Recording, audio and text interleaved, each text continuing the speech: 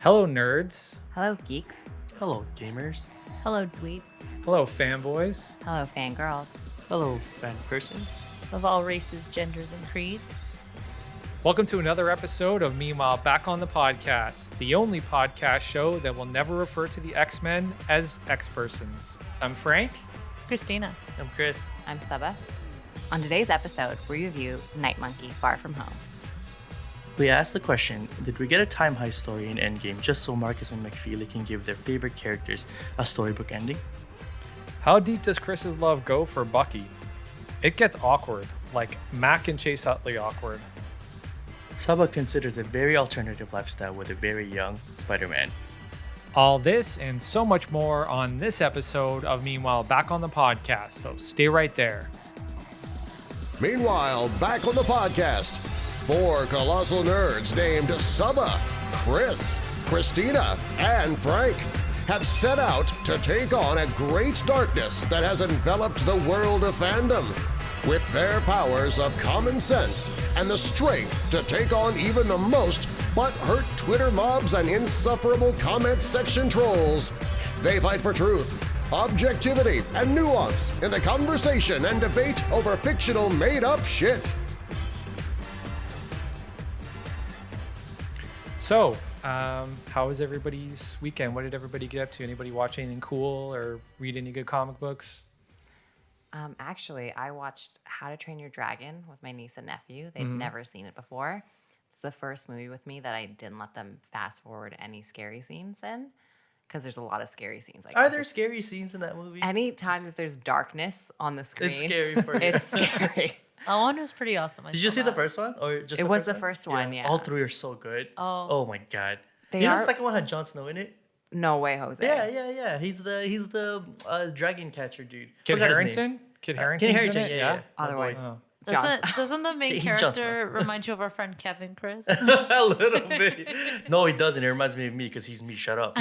No, yeah. It kind of looks like Kevin. Yeah, it looks just like saying. Kevin. Except when he got a beard. Man, that was awesome. I love that movie. Funny thing though is that my niece is like freaking out, asking me all these questions and like not knowing what's gonna happen. And then she's told me once we finished, "Oh yeah, I watched this movie," and I was like, "What?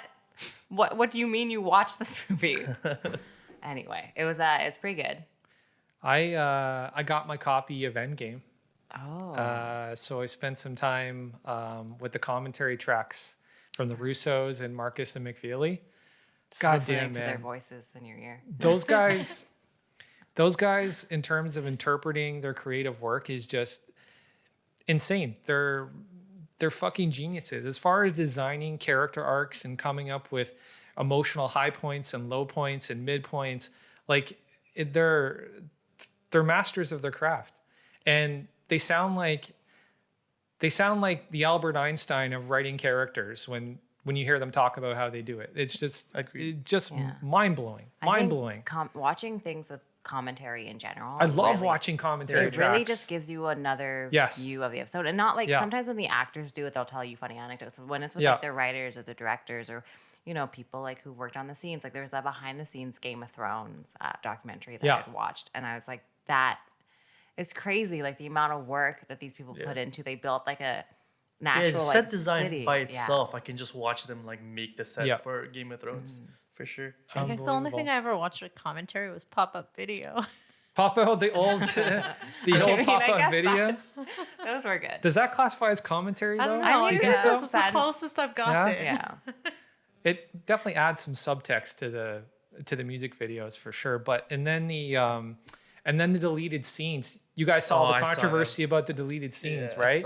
There was like a moment on the battlefield after Tony dies. Oh, and Gamora's just like, peace kneel. out. Yeah, except for Gamora. Yeah, What? when I they- didn't hear about this. Tell Yeah, us. they all start kneeling. they all it's took so a knee. epic. They all Oh, took a no. knee, Oh, and it was beautiful. I thought it was it beautiful. was beautiful. Too. I was so angry they didn't keep it. Yeah, well, the only thing is like it really just like illuminates the fact that in this entire battlefield, they lost one soldier. So that's Yeah. that's probably why they like didn't do And it that. could 'Cause be, it's like, what? I feel like Yeah. it's a political statement too, and they don't want to like Why? take away from the real origin No. of that. I Because don't taking the think knee it has was always been like a political. sense of respect in my Yeah, head. Why So is it that's- political? yeah, I don't think it was because of the political. NFL players. Because taking of the knee Oh, Kaepernick anthem. and Right. yeah, I don't I think didn't there was even any see that at political all. I just motivation saw them, behind like, it. But paying respects to a fallen I think soldier. that's why it got cut though. I think someone was like, you can't include this because of what it stands for.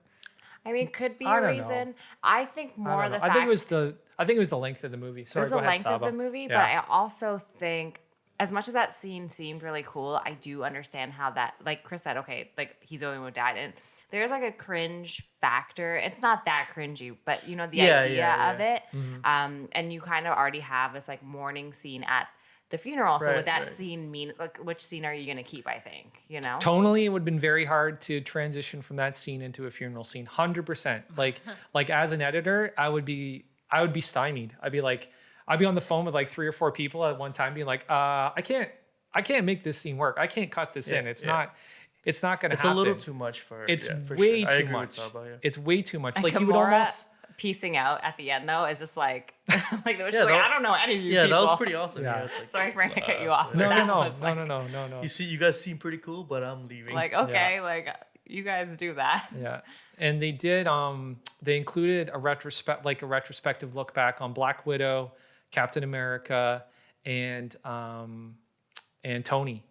And the Tony one was so fucking emotional and so powerful. Like it was ridiculous. They showed you the audition tape of Robert Downey Jr. when he first auditioned for Iron Man. And it is so tone perfect. Yeah. And he's so eloquent and just so spot on. It's insane. That's really fun. I like that. It's I insane. love watching their audition tapes. Yeah. They were Oh, really good. dude, it was so good.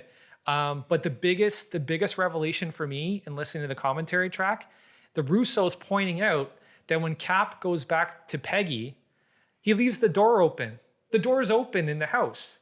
Like they basically show you the moment after Cap meets Peggy again after he goes back in time, because So the it was door's right still after. open. So he just I was did like notice that, but I kind It's of like it's like literally like one of those scenes where he's running down the street and like runs he up to goes the in door and and just starts dancing with her. oh, that's so I just thought the door was open because it was the 50s and people used to do that back then because they did weren't not. like They didn't, scared. they of didn't their lock the door neighbors. Yeah. or close the door. Yeah, No, I grew up in a house where we used to just prop the door open all day long. Yeah. like, So- just for for fresh bugs. air. So, Christina, are you telling me that you noticed the door open I in did. the scene? You yeah, did? Yeah, and Did it you notice reminded it? me of an old school. I noticed it, but I didn't Neighborhood. register. I was just I like, didn't register yeah. that. I'm a at all. security person though, so of course I noticed. she's like, oh man, that is a I was violation like, right why there. is the door open? Like, why are you just dancing and the door's open? But That's you- actually Because he's a super means soldier, so much probably. more. Yeah. Because She's it's like, a super spy. oh, now there's definitely gonna be fanfics now. Yeah. Like so Yeah. many fanfics out there Yeah. Yeah.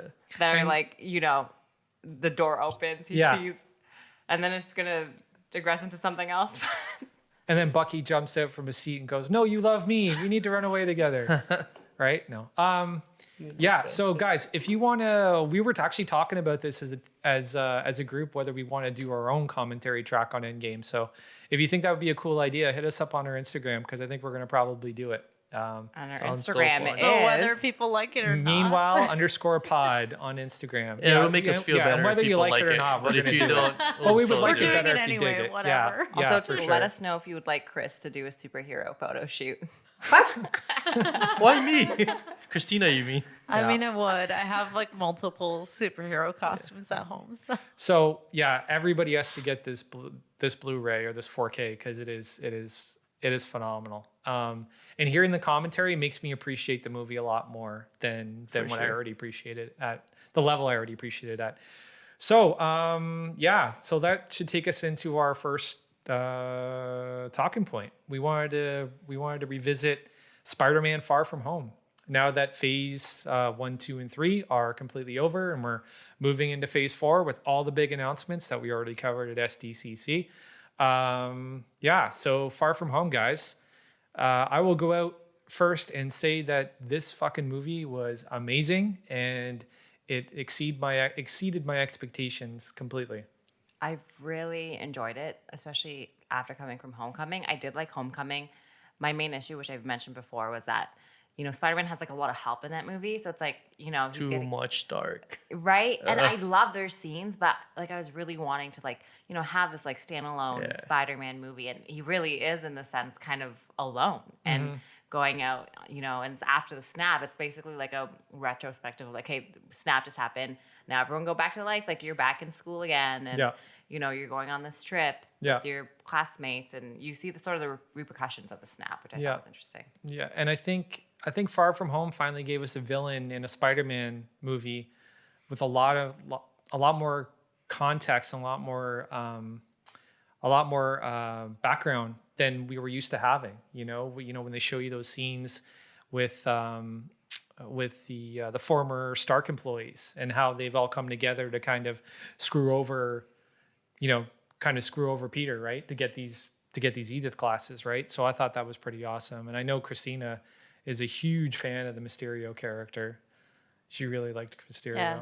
I love how he switches from kind of being a good guy to being a bad guy. And of course, all of us nerds already knew that he was supposed to be a bad guy. Can I just say, like, when I saw the trailer, I was like, so you're gonna tell us it's Mysterio, and you're gonna tell us he's a good guy. Well, we all know he's a bad guy. And I'm like, are they going to do the subverting expectation bullcrap? And I'm really happy they didn't. Yeah, And but we didn't all know. So Right, much right. of the Marvel audience I meant know. the fans. Yeah. I meant the fans knew. And I was really happy that they stuck to their guns and they just went, like you guys, some of you are going to know for sure. But this is what the story is. And we're just going to give it to you like And this. I And kind of how love that. I worked. felt like I For was sure. in on a secret. Yeah, Like, yeah, for sure. I already know part of what's going to happen. That's what I thought was really interesting, that the amount of people who didn't know, because you assume like, oh, well, everyone knows Mysterio is a bad guy. Yeah. And then he's introduced in the comics in a very similar way. But I had went to go see with someone who did not know it all and was shocked. And I was like, what? Like so I was like, okay, I can see if you're like a non-Marvel fan, you're going to see this movie, like how much that shock would mean. Right. For us, it was like knowing this little secret, like, oh, you like this guy? Okay, wait, just give it a minute. No, and there was also that doubt where they're like, are they gonna like do a double fake out? And then they don't, and you're still surprised. And you're like, oh, good job, Marvel, good job. I know, I was still surprised like at the bar scene when he leaves and everyone's like clapping, like, yeah, like we did it. And he like does this whole speech. And you see that like Mysterio is like a showman, he still is a showman. He was character. like a deranged Elon Musk, basically. Like, Yeah. I think it was so perfect with our Spider-Man because we finally get a Spider-Man who's innocent and kind of awkward and makes mistakes. And he the movie wouldn't have progressed the way it did if we had a more mature Spider-Man. So I love that we got this teenager Spider-Man that feels like a teenager. So he's looking like he was looking for this like father figure. You notice he really, because I think from losing Uncle Ben, like he's really looking for these like male figures in his life, to look up to. So there's Tony, right, and what happened with Tony, and then he's like, okay, well this is now someone I can replace that with, and seeing sort of the repercussions of like his misguided trust and also his own self-doubt. So when he was gifted Edith, like his question was like, why did I get this? Like, and it's funny, like even in death I'm the hero, which is a great acronym. And you see him like fumble with it. He messes up. He almost like kills like all his classmates, no big. my favorite scene. Yeah. Like it's pretty interesting. And that to see like him giving that up and giving it to someone else. And he does kind of pose a question that's interesting. It's like, why did I get this? Like, how come maybe War Machine didn't get it? Why didn't like Pepper Potts or like, I mean, I probably wouldn't trust Happy with it, but you know what I mean? Like there are those thoughts of like why it was him.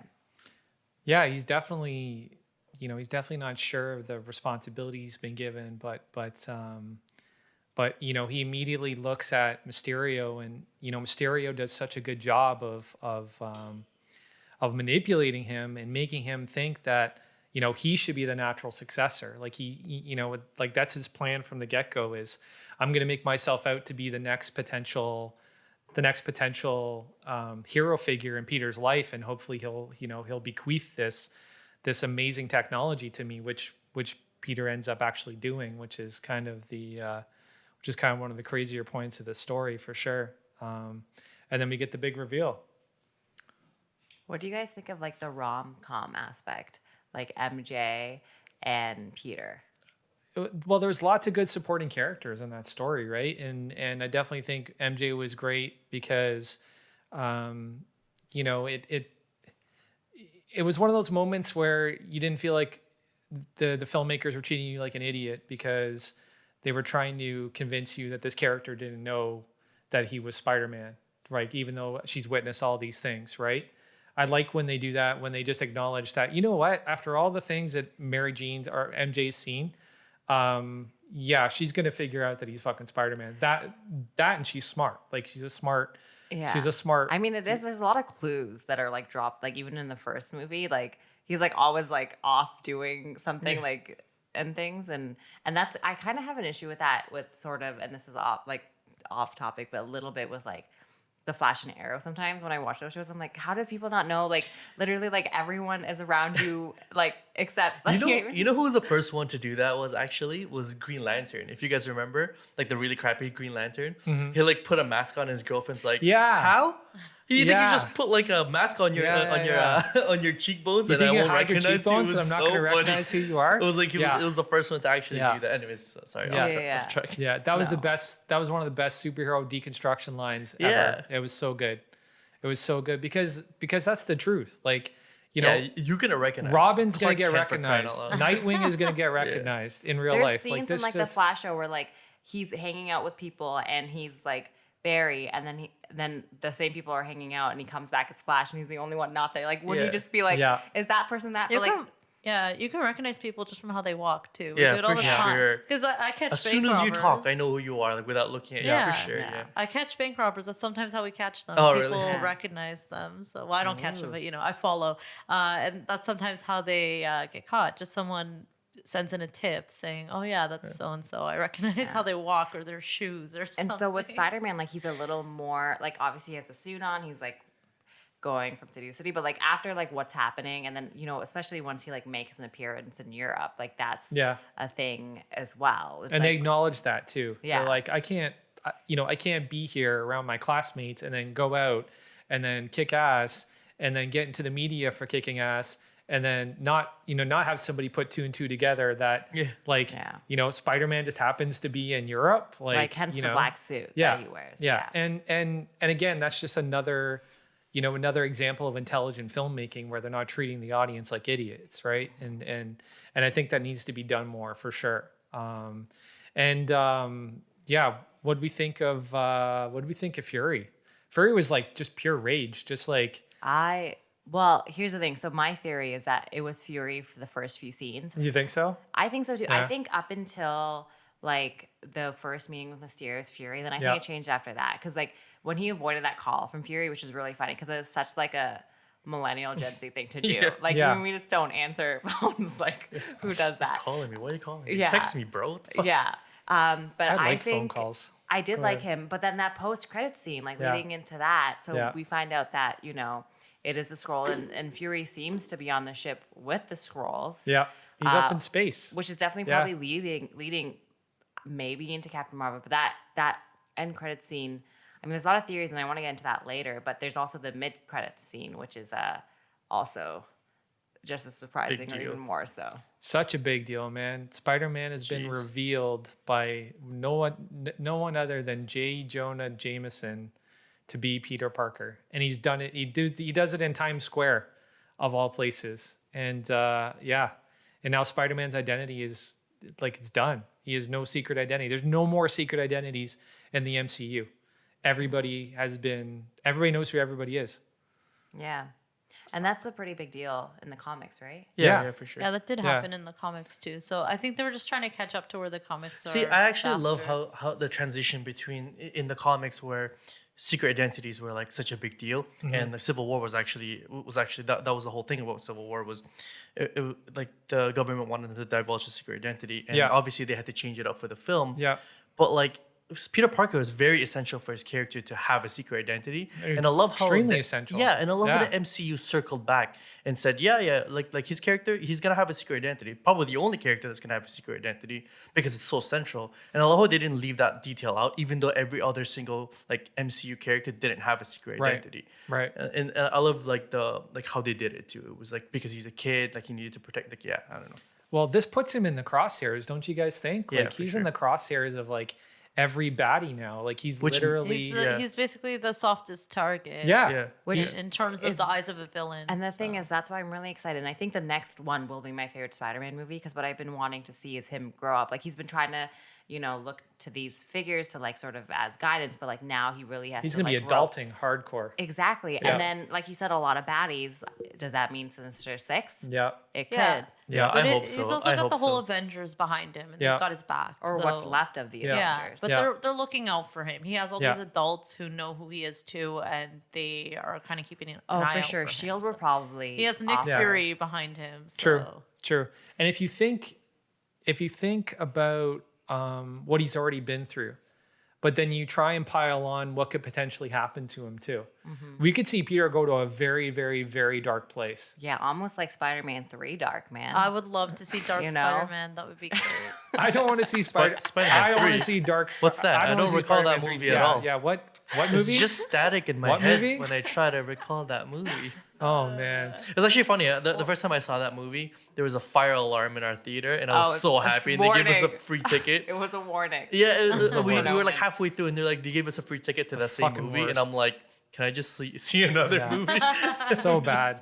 I was so So happy. bad. Fuck that movie. But yeah, he could he could go to a place where like Aunt May could be in danger, MJ can be Yeah, in he's danger, got Ned family can be and in friends. danger, right?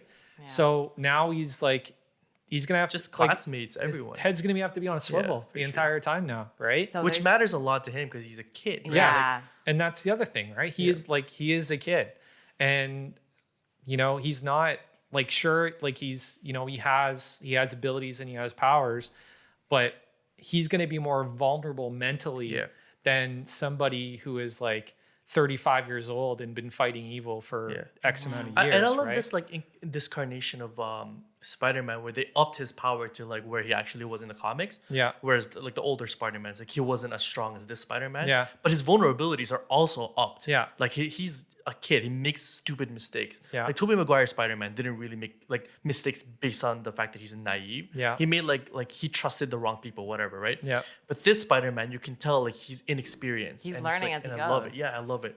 He's like learning the craft. That makes it fun. Yeah. So I think it's safe to say that everybody loved this movie because I Yeah. know I did. Would you guys say it's better than Homecoming? Yes. Like comparatively? I Yeah. didn't even need to think about it. Yeah, I just think that the story had a lot more layers to it than Homecoming. Like Homecoming, I almost felt like it was too one-dimensional. Like I like the idea of the friendly neighborhood Spider-Man, but keeping him in that neighborhood and in the context of his peer circle the Yeah. entire time just wasn't a big enough story. It didn't for me. feel like as major Yeah. because of that. I can understand because you Yeah. had like all these big Avenger movies where it's taking across like Yeah. like across all of New York and around the space. world and space in fucking space. And so then I can understand Yeah. what Homecoming can seem a little like homely. Yeah. It's like but I think there was like a strength to that, and I think that's like the one thing I really really praise the MCU for is like sort of building this character Yeah. up. Yeah. It did feel like I felt like that movie was put into place only so like to build that Tony Peter relationship just to make like Endgame that much more Yeah, I or agree. like Infinity War that much more Right. painful for Tony. Right. And I think that like if we didn't have that movie in there, Yeah. like I think that was in my head like that's a lot of the motivation for Yeah. that movie as well. I've told you guys this before, but it reminded me of a mystery genre. She said Scooby episode. Doo, Yeah, like a Scooby Doo Scooby-Doo. episode. Oh yeah, these I kids. love it. I Yeah. love that it kind of felt like a Scooby Doo because it had all the elements. It was like, okay, it's a mixed group of kids kind of running around trying Yeah. to like figure out what's going on. It even legit had like I'm actually super powered, and then you Yeah. unask him, it's like just a guy. Yeah, exactly. Very- Exactly. Yeah, That's- the old- that's a good just point. a guy. That's a bad good guy. point. Yeah. Exactly. The old man So- that runs the haunted carnival kind of Yeah. scenario. And he like Yeah. somehow befriends the Yeah. children Yeah. and Yeah. then, Yeah, then it was good. betrays That's a good them. point. It was good. Yeah. For I sure. actually have. So I was looking at theories that people have for like the next movie coming out, and like I mentioned one before, Sinister Six. So there's a few things. So one question is Mysterio dead or not? Like that's a big one. Is he Right. dead? Is he not? Did he fake his own death? God, it's so hard to tell with illusionists. I eh? know. It's So like he could be like always getting not these people actually together. Yeah. I like the idea of he's still out there, and I feel like Guys, that if- would be in line with Spider-Man. Yeah. His bad guys always are kind of still out there. No, somehow, and like so. tricksters never die, man. Loki never they dies. don't. This Mysterio never dies. Well, given That's because they'll do anything to survive. No, and it's like they don't feel bad about there's it. always a backup plan, and it's The always heroes like always die when they sacrifice themselves for other people. Loki is never going to sacrifice Yeah. himself for someone else. He almost Well, did. he almost tried. did. Almost. But Actually, and he didn't. did die. He did die because Well, of that. yeah, well, but like yeah. obviously, it's different Yeah. versions out there now. Well, the other theory, which I'm really sort of excited about, is so Flash Thompson's character. Right. One thing we notice all through Far From Home is Flash Thompson. Well, the funny thing with Flash Thompson is like his help to Peter in the end, because his Instagram living, as obnoxious as it was, basically like saved the day. But the funny thing is, or the interesting thing is, you'll notice that Flash Thompson, a lot of this movie is trying to get in touch with his parents. So when Edith is scanning everyone's texts in the bus, you see Flash's text come up and it says like, "Mom, Dad, like, where are you? Haven't heard from you." You see a phone call. And then also at the end of the movie, his parents aren't there to pick him up. It's the butler, and they say sorry, like they couldn't come. And they wouldn't show those things for no reason. Yeah. And we know Flash Thompson has more of a story Yeah. in the comics, you know, with the agent Venom. And, Venom, yeah. so what do you guys think? Flash Thompson, bigger part, third movie. Is he going to be a friend or an ally? Is he going to take maybe Harry Osborn's place? Who knows? I think that's don't the know. perfect setup to turn him into a bully or bad guy. So Yeah, I don't know, something. like- I see him going down the darker route. Well, he loves like Spider-Man. You know, it's really funny because we mentioned this before, but the Flash Thompson of this is not like the big bully Flash No, he's Thompson in the not. last one. No. But I think I'm okay with that because I'm like, he seems like a guy I went to high school with. Because the whole like big jock bully, kind of overdone. We've Yeah, seen that a lot. actually, like I had a problem with it until you brought up that point, and it was actually like interesting how they like reimagined, because obviously like it's very grounded and like it's very high school, or it's very grounded. So they had to change the Flash character into like the modern day, whatever the modern day like obnoxious character is, which is it's more douchey than it is like bully. But like from the comics, it's not Flash from the comics. But like I get it, like I definitely like, get your point, and I no longer have a problem with it. But I did really like the conflicts that Peter had with Flash in the comics for sure, Yeah. which wasn't present in here because like they didn't really have like conflicts, right? Anyways, Yeah, I like, you know, I've said this a couple times. Like I really don't like. I'm not really a huge fan of the Flash character, because like he doesn't have any of the characteristics that I would expect of somebody who walks around and talks like that to people. You know what I'm saying? Like the one in the the one in the existing MCU. Well, I think we're going to see a change. I think that's what the things you noticed are kind of hinting at. I Yeah. think we're going to see him become a meaner person. Maybe as something time happened to goes his on. parents and sends him down a dark path, Yeah. right? Yeah, You and know? then maybe finding out that like like he's been worshiping Spider-Man Yeah. this whole time, and then figuring out it's like Peter Parker. It's like, you get this power. Like, I'm just speculating here, but the Flash Thompson, like the way that he talks and the things that he says, that was like very like for me. I'm like, I knew some people who were just like douchey kids like that, because my school didn't like jocks wasn't really a big thing to be a jock. Like it was like whatever. And so I think they're kind of changing the dynamics, because like, you know, the way that, you know, when the comics first came out, like this idea of like popular jocks who were like bully people, and I'm sure that still does happen, unfortunately, and maybe like I just went to like a weird artsy school or something, but I'm more familiar with those type of characters. It'll be interesting to see him transition though, Yeah. if he does. Speaking of transition, that should take us into our next little chat.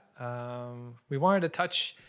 Actually, we came up with this idea about doing like a really cool kind of retrospective on the last 3 phases of the Marvel films, and what we came up with was we want to talk about like each of our 5 favorite films briefly, and then we have this little collective top 3 of specific categories, everything from character arcs to relationship dynamics, and I think this should be really fun. So let's jump into favorite Marvel films first. Saba, you wanna go first?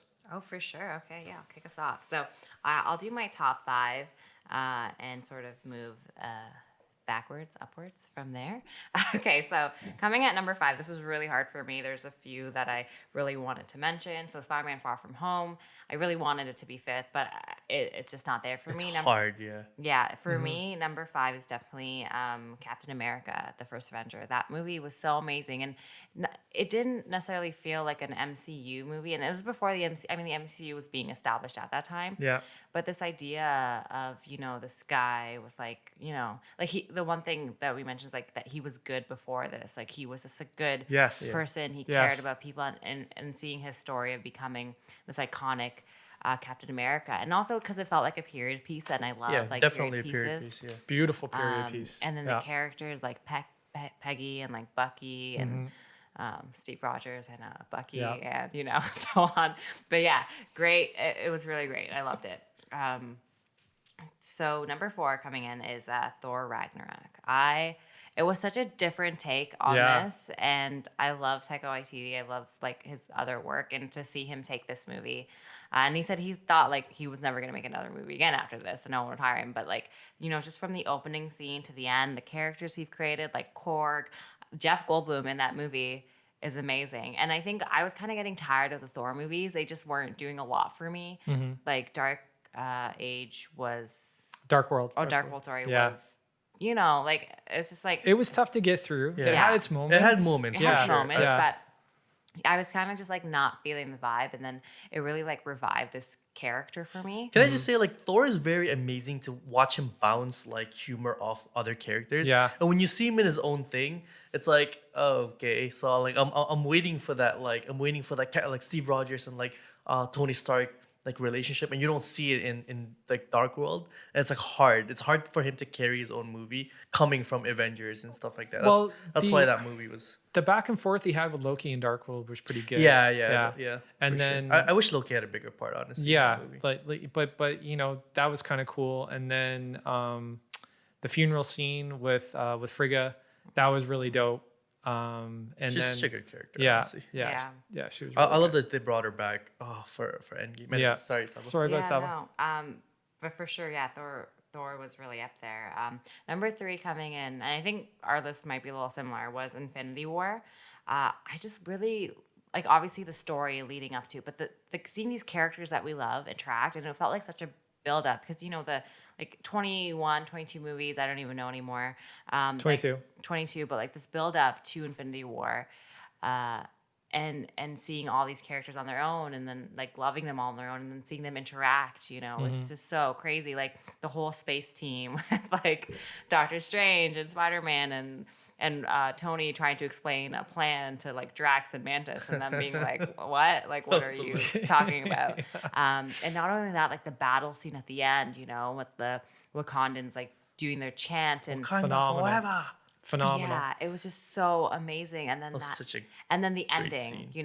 like for the first time, Yeah. we've really lost. Yeah. We've lost. There's consequence. There's consequence in know. Infinity War. There's And- so much consequence. It's ridiculous. Yeah. Yeah. And I will never forget, like Spider-Man, Tom Holland, man. Oh. That scene where he's like, Heartbreaking. I don't want to go. And I was like, no. And then all the Don't memes. go. Don't go. Yeah. Like all the memes that were then inspired by that. But that was just an incredible movie. Amazing. Guardians of the Galaxy is next for me. It was just so different from all the other ones, and I didn't know much about the Guardians of the Galaxy. Captain America we've seen before. Thor, you kind of know, like a lot of these characters we know, but Guardians of the Galaxy was so new. The characters were so weird, and I loved it. They were like, they're all weirdos, like big time. But especially the opening to Redbone, and seeing sort of like Chris Pratt, who's really only known for Parks and Rec, and he was also like on the OC and Everwood or something.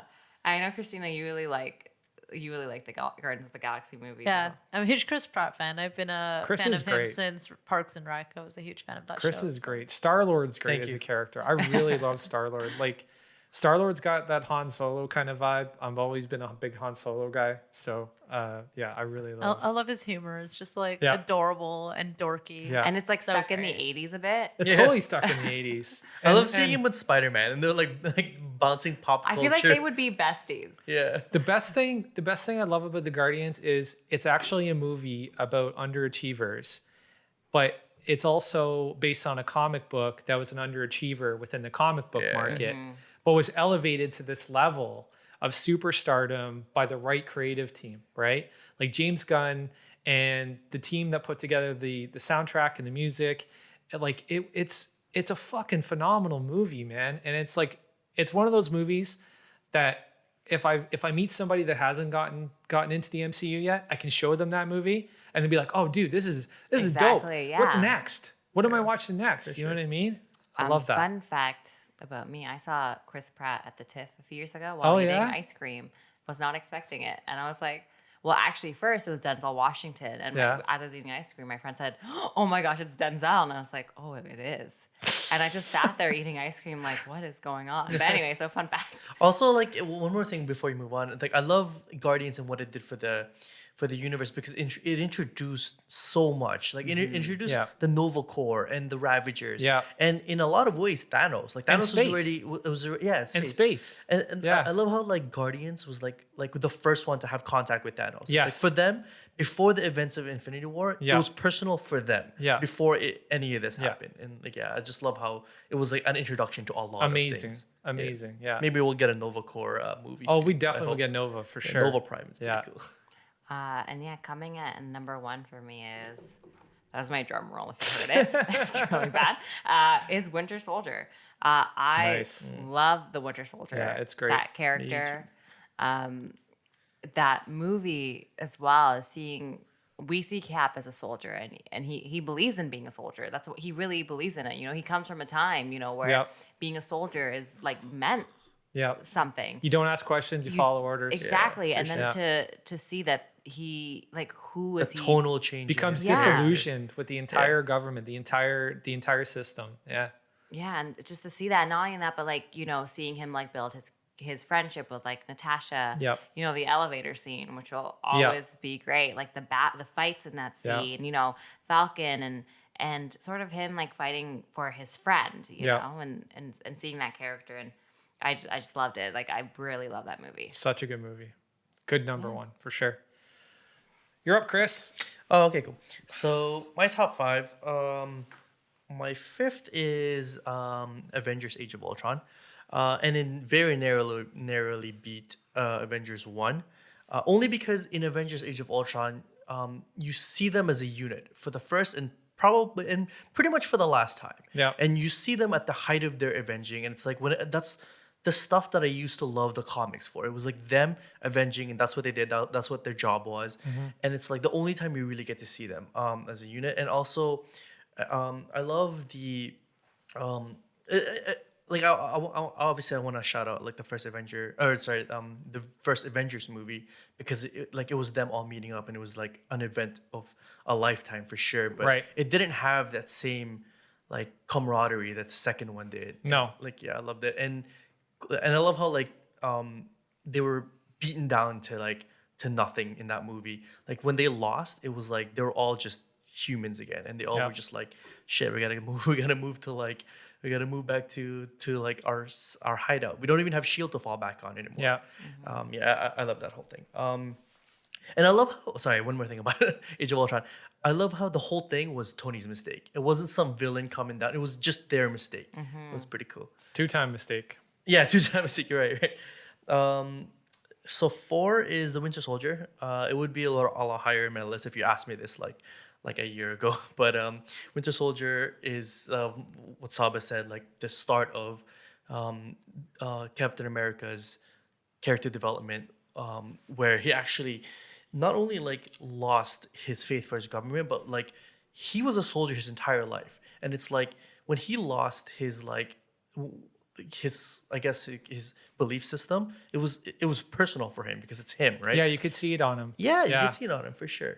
And I love the whole jump to a spy thriller. It's I never thought I'd see that. And it definitely leads into Civil War even more, where he's outright against the Accord. So Rogue Captain America is the best. Yeah, it's right down to his uniform. That's his Rogue beard. Uniform. Well, that's you mean Infinity War? The beard doesn't show up till Infinity War. So I'd also like to point out that that's the first time they actually showcase his capacity for combat. The first time he jumped on the Quinjet and he destroyed that motherfucker with a shield and a bike, that's his power. Yeah. Right? And it's the first time they actually throw off the gloves. You mean and when what- he's escaping the Triskelion? when he's escaping even the Yeah. elevator scene. Yeah. But that scene was like, yep, like for the first time I'm like, Amazing. that's Captain America. Yeah, Like that's the amazing. Captain America from the comics. Yeah. Right. So maybe I'm going for too long for all my segments. My bad. But third is Endgame. Obviously Endgame is like the event of the century. Like I love that movie so much, and I love that it's a heist movie. Like I love that they always switch gears. Whatever movie they're doing, they're switching gears, and like they weren't afraid to do like at least for the first half, it's like it doesn't have to be epic. The first half, let's just make a heist movie, and then we'll give them like their comic book moments at the end of the movie. And I just love the whole time heist. I think that was brilliant. So 2 is Infinity War. For Infinity War, all I have to say is like character interactions. Like that was the best. Like I love like all these characters meeting on screen. Freaking Tony and Chris Pratt's character, Star-Lord. Man, those are the best moments It's like, ever. what Lord do you serve? And he's like, what do you want me to say? Yeah, what do you say? Jesus? Yeah. That Are you was from like- Earth? No. I'm from Missouri. I'm from That's Missouri. on Earth, That's Earth, you moron. idiot. Yeah. I love that. That whole was thing. great. That was great. Yes. I was gonna say something about Infinity War. Oh yeah. So Missouri. Infinity War. I really love how it was. Obviously, it was from the perspective of the heroes, but I love how the main character of that movie was Thanos. He Yeah. actually was like Yeah. his. So there was 2 ongoing character hero journeys in that movie. One was Thor and one was Thanos. Yeah. But because Thanos won, like he's the actual protagonist of He's that the movie. protagonist Everybody of that else was the movie. antagonist. Yeah. I thought that was very brilliant. Yeah. Amazing. And my number 1 most favorite movie that I will watch over and over again without ever getting bored is Captain America: Civil War. And it's like it's amazing to see a Captain America movie have the same feel as an Avengers movie. And I love like the conflict between them. I think what my favorite goosebump scenes are all in that movie, like Bucky and Bucky, Captain America, and Iron Man fighting for their lives. And it's like that whole like I'll kill my best friend for my best friend. Like oh man, that movie's just amazing. It has the best fight scenes, the best character development in my opinion. Nice. Christina? All right. I think my list is a little different from everyone else's, but number 5, I had Captain Marvel. And that's just because I love how she's a powerful character and strong and a really kind of dominant character in the Marvel universe. But at the same time, she kind of still remains feminine and vulnerable in a lot of ways. And I think that's interesting to see how that plays out for her character. And in the movie, I liked how it felt like a 90s kind of girl power kind of thing. And I love the soundtrack so much. It was just all the things that I used to listen to when I was a girl growing up in the 90s. And I think she's kind of the female character, the type of female character that I always wanted to see on screen when I was a kid. So I really like things like Xena and Sailor Moon. And I loved watching things like that in the 90s. And it kind of just reminded me of that kind of feel and vibe. So I really related to it. And I loved seeing the struggle of Captain Marvel in a male-dominated industry.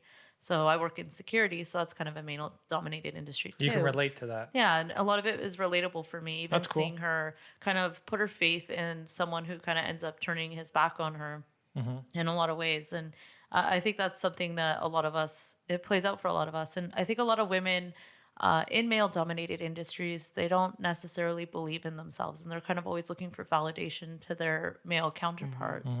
And usually a male counterpart because there's more men to kind of mentor you rather than women.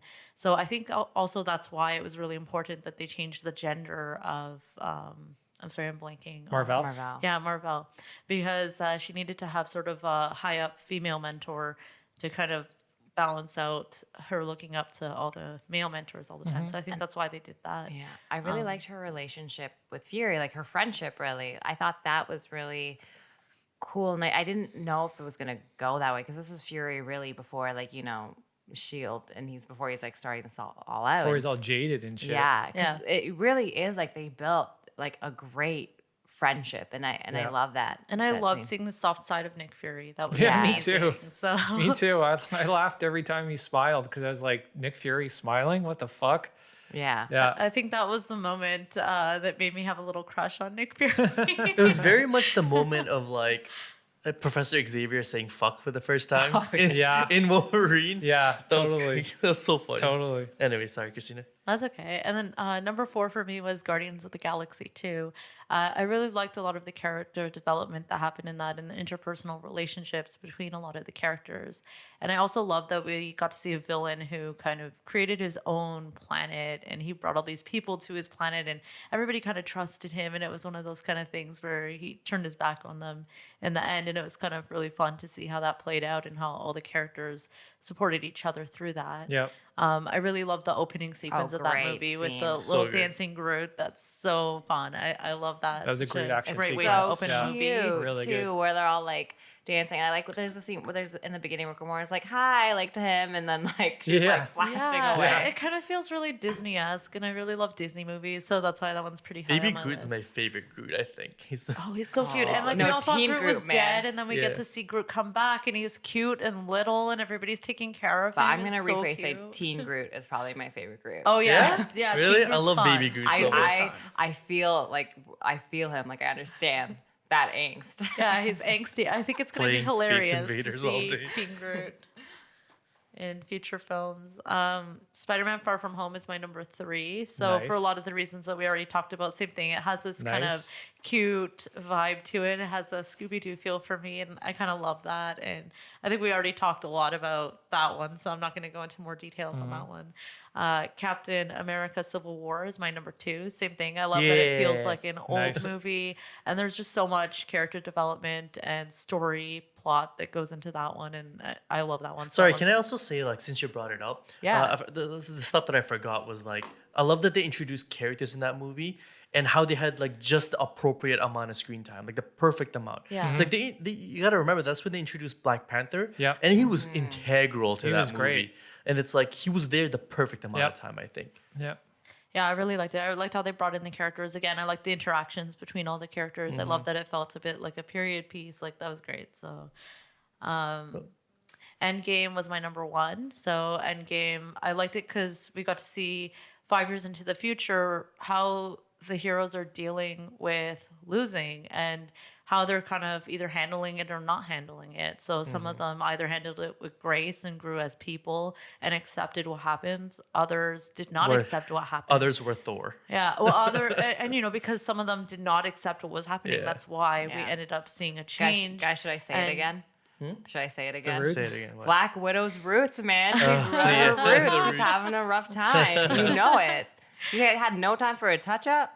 But this is what's so great because some of the characters didn't accept it. That's why we see them wanting Yeah, to change for what sure. happened, and they found a way. They for sure. invented time travel. What? Like that is so amazing. Yeah, that's and- a good point. Because you without know? it, Tony Stark was the one who invented it, and he would not have the motive to do so unless everyone came up to him and told him it was possible. But he didn't think it was possible until he started playing with his models and putting in information that he was getting from and the it other really shows the characters. hero arc for him because you know there's in the past there's plenty of things he could have done and maybe chose not to do them, but like because he knew it could be done, it had Yeah. to be done. Yeah. I have a theory about why they did the time travel thing, and it's because Marcus and McFeely were the writers on Endgame, the Russos are the directors, and Marcus and McFeely were also the writers of Captain America: The First Avenger. They've been the writers on every Captain America film ever, right? Right. So I think that Marcus and McFeely were so determined for Cap to have this ending that this was the only way they could do it. They wanted That's Cap, a good theory. Yeah. they wanted to have Cap Give him his be last reunited dance. with Peggy as bad as much as they possibly could, and they were like, okay, how do we do it? Time travel. Yeah, but it's really also the only do way it. to make our losing heroes again, right? Like, Yeah, but as okay. Well, Speaking no, as someone who has written a few scripts in his time, there are, like, you can definitely create other ways of making things happen, like another MacGuffin Oh, or yeah, for whatever, right? But at the same time, I think that the time travel thing was predicated on the best ending for these characters. That's what that's what led to it. No, and sure, also in like, my opinion, and but also the introduction of the multiverse. I think that was one of the big that I think that's one of the reasons why we have time travel. yeah, too, yeah, right? I definitely think the multiverse played But for a huge sure, role in like, it. Yeah, yeah. for sure. And I love that we get to see them go back in time, and they probably fucked everything up, and they don't even realize it yet. Not yet. We Not haven't yet. come to that conclusion yet. We think No. everything's perfect. Yeah. Cap thinks he went I back was and like, did everything when I was so listening to the right. plan, I was like, this doesn't. But- you guys are like, yeah, like That's why we have a We're gonna movie do coming this. up called Doctor Strange and the Madness of the Multiverse. Yeah, He doesn't like, yeah. understand That's a these job. That's a things. job for Doctor Strange. That is a job for Doctor He's Strange. And not the possibly character who Wanda. understands these things, so I think for sure he fucked it up. There's no way he did oh it yeah, right. Captain America does not. This was all over. Listen, listen. We can Captain- all agree it was over Captain America's head. Captain America's the quarterback. He doesn't understand the plays he's running. He doesn't give a Yeah, shit. exactly. So I Right? think it's gonna lead to some really funny Yeah. consequences. He doesn't know the science and- for sure, the Yeah. technicals. But Yeah, so I Yeah. think we're gonna see the fallout from Captain America's actions in the upcoming Phase 4 movies. So, okay, my top 5. So number 5 is Winter Soldier, for a lot of the reasons everybody said, but more for the relationship development between Cap and Nat. I really enjoyed that, seeing Black Widow kind of, in the eyes of Cap being untrustworthy at the beginning, and then going from, potential foe to friend. The fight scene choreography was insane in that movie. For sure. It was on like James Bond kind of levels. The fact that they had GSP in there playing Batroc to fight Cap, amazing. that fight was scene. unbelievable. That was unbelievable. And GSP let Cap be the star in that scene, like have the better moves. And you see GSP do his signature Superman punch, which was really funny. The opening sequence of Cap taking on an entire ship of bad guys was fucking amazing. And just the blending of real world political scandal with Marvel, like the whole Operation Paperclip, Project Insight thing was really interesting. And then obviously the introduction of Winter Soldier was really dope. Fury's chase scene. When he's being chased Very in underrated. Washington. Holy shit. That was so good. And it had so many things like So many layers and twists. yeah, like waiting for the glass to shatter until he used the countermeasures in his truck. Like The that takes- lightsaber from Yeah, that he the took lightsaber. from being Mace Windu. the lightsaber. But that shows that the writers put a lot of thought into creating a lot of interesting progression in that sequence, and I really take my hat off to them for that. Number 4, Age of Ultron. Age of Ultron, like Chris said, is one of those films that really gives you a full look at the extent of character development on these characters. You really get to see them be humanized very quickly when Scarlet Witch basically decimates them. First time they meet up with this one individual, and she fucks them into the ground immediately. They're all like, they're walking out of that battle scene like being propped up by each other. Like that's how bad it got. And they have to go back to the ground. They have to go back to Clint's house to kind of regroup. And we see that amazing scene with Nat and Bruce. And Black Widow kind of adds a lot more subtext to her past, where we find out that, in her process of becoming an assassin, the Red Room has sterilized her and she can't have kids anymore. Yeah. And she sees herself as this monster, and Bruce sees himself as a monster. So they kind of have this bond, this kinship, right? And that was really amazing. And I'm kind of sad that didn't further get developed. But yeah, and then the fact that Tony and Bruce don't only try and create AI once, they try and do it a second time. I know. Like that is like the extent of the arrogance of Tony Stark. Like that's the height of it at that point. Also, And I love the comic book payoffs in this movie. Like So many comic book guys, they payoffs. gave us the Hulkbuster suit Yeah. to fight the Hulk. Like, Yes. that's like everybody's favorite comic. Like the Hulkbuster suit was That was amazing. That fantastic. whole sequence was amazing. They destroyed whatever, like it was Cape Town. Yeah, it was Cape Town, South Africa. They destroyed Cape Town like just by just by having the Hulkbuster and the Hulk there at the same time. It was I ridiculous. love the tactics they put in that fight, where it's Yeah. like how do I put you to sleep? Yeah. I'm not trying to kill you. How do I put you? Go to sleep, go to sleep, go to sleep, go Yeah. to sleep. Yeah. Love it. Yeah. The tooth scene. Can I just Yeah. say it's like spits out the tooth. That but was it's like, so "Oh, good. I'm sorry. I'm sorry. That was the Yeah. best. So good. And then the dichotomy between who Ultron is and who Vision are, that was amazing to me because they're both created out of artificial intelligence, but Vision, being a product of the Mind Stone, ends up being the light, and Ultron ends up Ultron is not necessarily evil. What he thinks he's doing is right, which is ridding the world of the Avengers because they've caused so much destruction and so much turmoil in the world. Which some can argue Right? they Yeah, have. you can. Yeah, you can. But the fact that they're these opposing forces and they have these real deep philosophical conversations before they like even get to the point of like hitting each other is amazing. And then all the big splash page scenes, like the one in the church, so good. And then one of my favorite scenes of all time is Scarlet and Clint in that little house in Sokovia, and Scarlet Witch is freaking out. She doesn't know what to do. She feels so responsible for everything that's happened. And Clint just says to her that he can stay there and look after her, or he can go get her brother, but he has a job to do. And his job is to go outside and fight these robots. And he says, none of this makes sense. But then again, I have a bow and arrow and we're fighting robots, right? and he eventually says to her, you can stay here, but if you go walk out those doors, you're an Avenger. And Scarlet Witch comes out the door and just like total like blind, like almost like Neo in the Matrix with like the double guns or whatever, just goes and like just blows all those robots up. Really, really dope scene. So sorry, I really like Age of Ultron. And then Endgame is my third. And it used to be higher up in the list, but as the more and more I watch it, I kind of lose my affinity for it, or in comparison to other films. Like Infinity War, I think is a better movie. Like I like all the emotional payoffs in Endgame. I love seeing Cap, wield Thor's hammer. I love seeing On Your Left. I love seeing all those big scenes, and they're amazing. And the character development was awesome. I love how each of the original Avengers ended up in these different dark places. And it was a different level of darkness. Like Nat's almost ready to do anything. Like basically she is whatever it takes. And we see her pay the ultimate sacrifice, in Vormir, to kind of get things back on track. And Cap's in a very weird place. He's therapy Cap.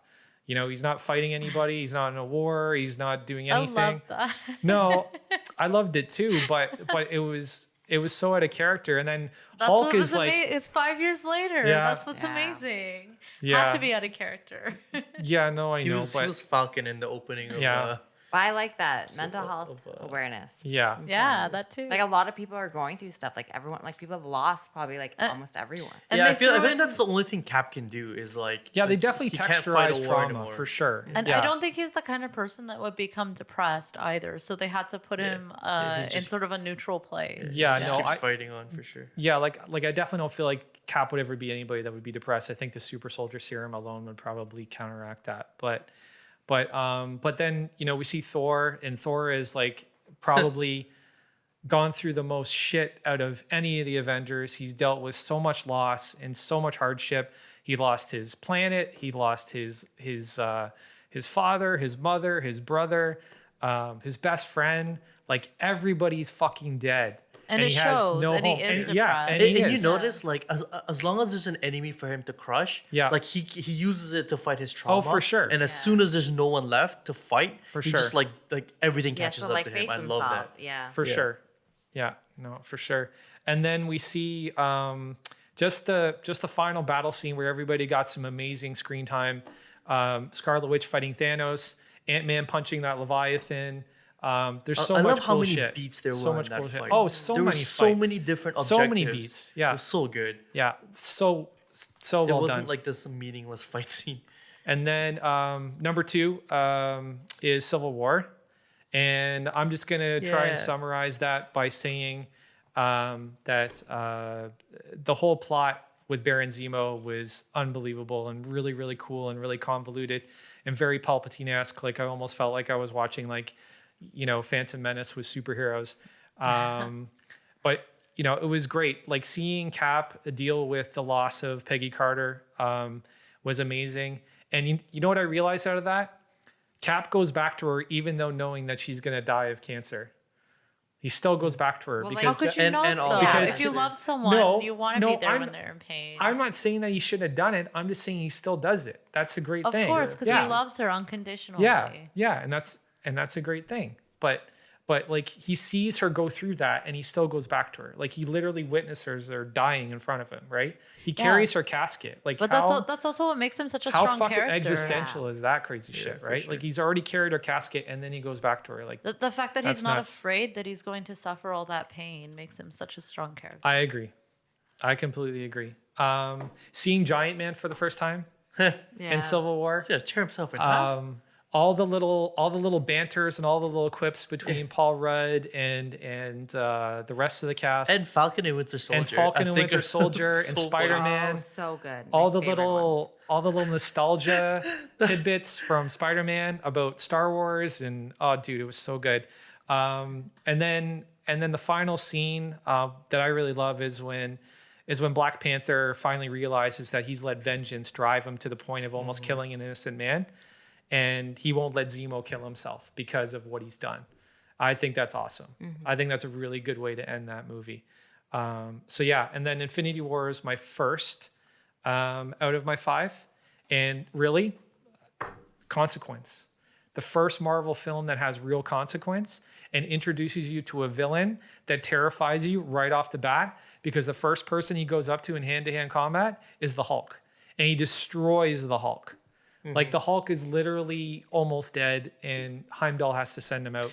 Although I'd like to offer a caveat that Sure. Civil War is the first one that has consequence, because they actually end up losing in that movie. Zemo wins in that movie. That's true. And they're divided. But anyways, That's I get what true. you But as mean, far like- as body count goes, like Thanos, Right. like Of course, literally of course. kills. I'm saying even before the snap, like he Yeah, kills for sure. Loki, he kills Kills Loki. Heimdall. Yeah, like oh these my are God. all Open up major that way characters, with, like, right? They had Yeah. so much cojones killing Loki. Like Yeah. in the Right, opening scene, yeah. I'm like, Yeah. who the fuck do you think you are? Yeah. And then I was like, that's who you are. Yeah, it was pretty badass. Set a But then, tone for the movie. yeah, It's so genius for yeah, sure. and then just the emotional weight of losing Gamora and like Such a good scene. like the line when Doctor Strange and Thanos are on the planet and Thanos says today has extracted a heavy toll.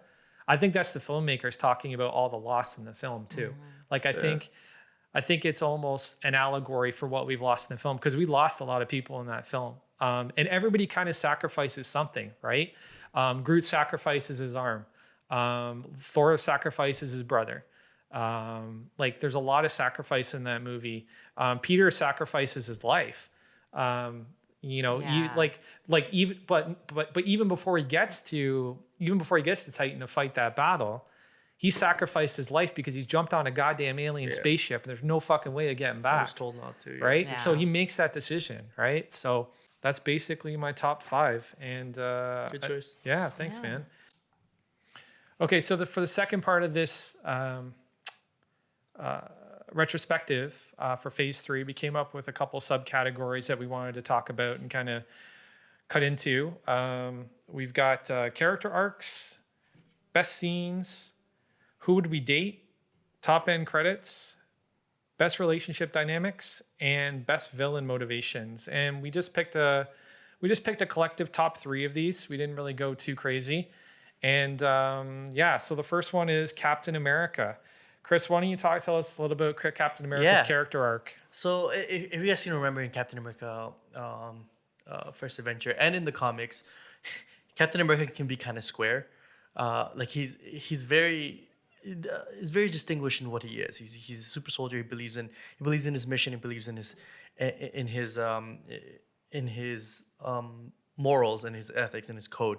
But we see his evolution through like all these movies we already talked about, culminating in Civil War when he's actually just turned against like his government, and I love how his morals have been like his trajectory with his morality has always been the same, but like the space around him has always changed and he's always adapted to it, and I love that. And he just got darker, but he stayed exactly who he is, and yeah. So you guys want to jump in? Yeah, he's a great character. You know, I think what we've seen him start out as, which is, you know, basically the quintessential Steve Rogers that we see in the comic books, to see him become quite disillusioned with his own government, and you know, building, you know, a sense of mistrust with the system and the things that he used to trust and he used to have faith in, is really interesting. And then to see him kind of come full circle, and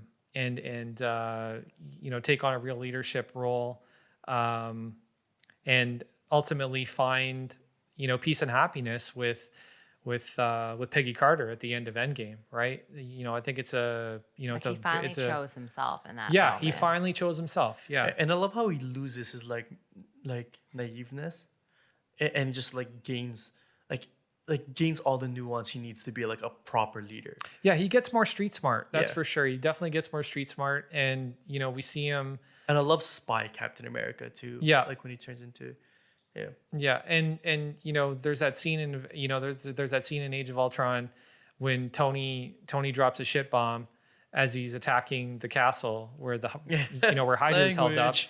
and Cap's like, language, and you know, it just, you know, that totally speaks to where Cap was at that Yeah. time, because in Endgame, not only do we get son of a bitch, but we get America's I ass. know. Yeah. And we see a whole different type of Captain America, especially when past Captain America is like, I could do this all day, and he gets up off the ground and he's like, I know. And also like the elevator scene, it's like past Captain America would have fought everybody in that Yeah. goddamn elevator, and Yeah. now he's like, I can diffuse this whole thing with 2 words. Yep. And it's like that speaks to like Captain America's like Yeah. his I'm- intellect in tactics. I'm almost interested to see like Captain America now with Peggy being like now that he's so used to like the modern day, like the ease of modern That day, being is- like, can you text? Oh, you can't text me. Well, in the future, there's like this thing, and there's YouTube, you know, there's Spotify, like I mean, like, actually so I imagine it funny. would be That so would be funny. shocking. He's so much a product of his generation when we That would first be meet funny. him. Yeah. And he's from a time period where it's all like, you know, the American dream. So of course he becomes so disillusioned when he sees where politics and the future ends up. And obviously the American dream is something very different in the future, something And I love how. Oh, sorry. Continue. I thought you were I was just gonna say something more colorful and diverse, and there's a lot less. It's a lot less rigid. I imagine in the 50s there would have been much more expectations. You would have had to act more formal all the time. So all of a sudden he gets all this freedom that he would have never had before. So Yeah. Did anybody else clock his little notepad when he was taking Yeah. notes? In Oh, yeah, Winter Star Wars Soldier? Love / that. Trek. I love That was that. so man. funny. I love that. He's just They're just so- collecting all these things that he needs to kind of, you know, Catch consume. up on you. of course you would though. It's like Oh, for sure. I spent my whole 20s just studying in university, and Yeah. I missed so many things. Did you? Yeah, of course. Like I missed so much university everything because of all the things I didn't Scrubs, miss. 24, I don't know what all the shows, everything that was Heroes. on, all the hero shows. I didn't get to watch any of it, so everyone would always be talking about all these things, and I'd be Yeah. like, oh, I so want to watch that, but I have like 30 minutes every night for entertainment, so Wow. I can't. Wow, you were disciplined. Holy I shit. try. You know, Yeah. I also had to work. I worked. I volunteered, so I didn't have a lot of spare time. Wow.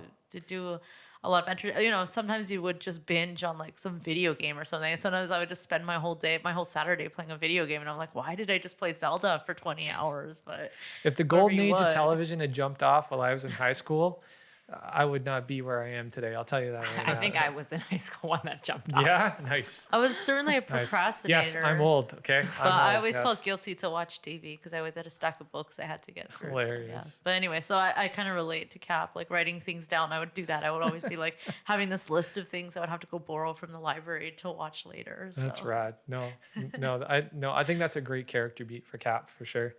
So next in our character arc list, we have Nebula. Christina, tell us about Nebula's character arc. Yeah, so for sure, this was my favorite story arc. I think it's amazing that we see this girl go from being tormented and traumatized and constantly pitted against her sister. And I think that's something we see a lot in sibling rivalry, but they take it to such a point that it's abusive and it's like, it's crazy. It's we see Nebula always coming in second. And the consequence of coming in second is that she loses her limbs. She gets scalped. She has no hair. That's probably because she was scalped. That's so insane. I'm just like looking at that and realizing it in the moment where she takes off the metal plate from her head in, what was that? Endgame, I think. Yeah, I think it was Endgame when she takes off the metal plate. That's when I realized, holy shit, she was probably scalped at some point, and that's why she doesn't have hair. She's been broken down and put back together to be stronger. And yet, at the same time, all she cares about is the approval of her father. So we see her having this Stockholm syndrome, and she hates her sister so much, and she really does want to kill her sister. And we see her go from this place where she wants to literally murder her sister to a point where they end up being sisters and acting like sisters and supporting each other and talking about their trauma and trying to save each other at the end. So I think that's like a huge character the act development. of her like killing herself. Yeah, that was so good. The ultimate act of like sort of pushing your old self away. Like literally, like you know, people talk about metaphorically doing something like that, but to physically do that. And her growth isn't smooth. It's kind of awkward and forced. It's jagged. You remember the opening of jagged. Endgame when she was marooned on that ship with Tony? Yeah. And you realize she has no social skills. She's She has none. She's a child in that respect. She It's has like none. it's fucked up. But it She makes has- sense because she didn't interact course with it any makes other sense, yeah. people Yeah. except her family. Yeah, like before she finds this kinship with Gamora, she has no emotional intelligence about kinship or friendship or real emotional bonds with people, right? Like all she knows is that if she isn't good enough, someone's going to break a piece off of her and try and replace it, right? Like That's anxiety. She lives with anxiety. Yeah. I think those 5 it's years she crazy. spent after the snap really helped her out because when you see her again, for she was sure. like joking around. Oh, It's like, she was, It's like, yeah. hey, Rhodey, when you come in, be careful. There's an idiot. There's in an the- idiot in the landing zone. I There's an think- idiot like, in the I love landing that zone. about her. I think it's the same She thing grew though. properly. They basically grew up in a terrorist base camp, and it's not like Or a it was cult, like yeah. an Yeah. army or a cult or something. It's not like they had time to watch TV and Yeah. or entertained by pop culture. That wasn't their life. Yeah. She their didn't life have was a- survival. She didn't have a Peter Quill to like teach No. her. Yeah. For sure. And all they got was these like brainwashed philosophies that their father would shove down their throats, and of course they ate it up and bought into it because they didn't know anything else. It's not like they were surfing the internet and finding better ideas out there to believe in. So Yeah, she's an amazing character. I think she's highly underrated for sure. Oh, I yeah. think that as far as the depth of character development in comparison to the rest of the MCU, I think she's probably she's in our top 3. I think she should be in a lot of people's top 3 for sure. So next we got Hulk / Professor Hulk, because Hulk goes from being this mindless, just destruction machine to, really only having a few words, to seeing him in Thor Ragnarok, where he's really starting to kind of grow a personality, a sense of humor. He was a 10-year-old kid. Yeah. In Thor Oh, Ragnarok. he was. Yeah. Well, but hopefully younger than 10. If your 10-year-old's acting like that, you've raised a horrible child. Well, a 10-year-old kid with anger problems. exactly. Which he does. but we do see him start to grow a little bit of, a sense of control, a sense of restraint in terms of using his strength, right? He gains a lot more understanding. His relationship with Nat becomes quite apparent when he shifts into Bruce Banner as soon as he sees that video of Nat on the Quinjet in Thor Ragnarok, right? That's when he goes back and he transforms into Banner, is when he sees Nat. So he's not only does Banner recognize Nat as somebody important to him, but the Hulk represents Nat, or recognizes Nat as somebody important to him too. And we also see the fact that Nat can almost control his inner rage, right? She's the one giving the lullabies, at the end of the battles, helping Hulk go back to Banner. But we also see this internal conflict between Banner and Hulk in Infinity War, where Hulk, I think he suffered his first major loss, and he just didn't want to do it anymore. Like he gets I the actually shit kicked disagree out with of him that. by Thanos. So I actually disagree with that. It's not that. I don't think if you look at the natural progression of Hulk in Banner, it's he didn't want to be used anymore to be a weapon. Like he wanted his own life. Like he suffered defeats before. Like it's not the first time he's lost. He's lost to the Hulkbuster, for crying out loud, right? But I think it was more of just like him being tired of being Banner's like puppet. And it was like, and it was actually this thing that's been happening behind the scenes that like all the fans didn't even know. It was like he's a person. Like he actually has. That's a good Yeah, point. like every time he's out, it's because they need him. They never let him like play. Like he's just a child. They never let him play. That's right? like in Thor Ragnarok, you kind of saw that where Thor was trying to like pacify both of them, and he Yeah. was trying to pacify Hulk, being like, Yeah. "Oh, I like you better than this other, whatever." Yeah. And he felt that. Oh, I don't you like know? Banner. He's all about science. And Right? That was the best Yeah, But then yeah. it's like this kid who feels like Yeah. these people like are only using me. So I've never thought about it that way. Yeah. That's interesting. Actually, you know what? That's probably an apt analysis, because Hulk is a lot like a kid. He's like a big, powerful kid, right? yeah, And and he he's a processes things in a personality very himself. simple way. Yeah. You know, it's all very black and white for him. He's not getting into the nuance of what friendship's about. It's just either you're my friend or you're not, right? And he probably reacts to things that way. But we see him go from Ragnarok to, you know, again to Infinity War and kind of fading into the background after his battle with Thanos. And we see him physically get bested in a fair face-to-face fight for the first time ever, Infinity Stones, nothing. right? And it's pretty shocking to see Thanos beat the shit out of Hulk. You know, it's almost like a UFC fight. It's kind of nuts. And then we see Endgame. You know, Banner comes to the realization after that 5-year period that him and the Hulk were at odds with each other, and they needed to find like an inner peace for both of them. And that inner peace was bringing the two entities together to kind of create this perfect marriage, right? And we see Professor Hulk. And I don't know about you guys, but that was one of my favorite fucking parts of that movie about Endgame, was seeing Professor Hulk like working on a keyboard, talking about time travel while looking like the Hulk. Like, And he's using a pen to do it because Yeah. he can't type. yeah. Yeah, And- it was for sure. I love that, and I think a part of him didn't want to accept that he's partly this beast. He didn't want to look like the beast on the outside because he's this smart, nerdy guy who's like self-conscious and like, oh, a girl probably won't like me if I look like this. And he has that part of him. But once he reconciles who he is, he's like, you know what? I'm the shit. I'm awesome. He's Yep. charismatic and he loves himself. Yep. And He gets Thor's it's great. confidence for And sure. yeah, I think you see him go through like a bit of a midlife crisis, and then he comes out of it. He's in his like late 40s or something, early 40s. He's cool. Like He's by the probably- end of yeah, it, I wish there's Yeah, a he's little probably bit in his early more Hulk. I feel like it was like Hulk's body with his confidence and Banner's personality. Yeah. Banner's everything else. But I right? think it had to be Banner's personality. Well, Well, that's like I mostly think they who could have he mixed it a is. little bit more. I think he could have been more temperamental. But like- I think the anger.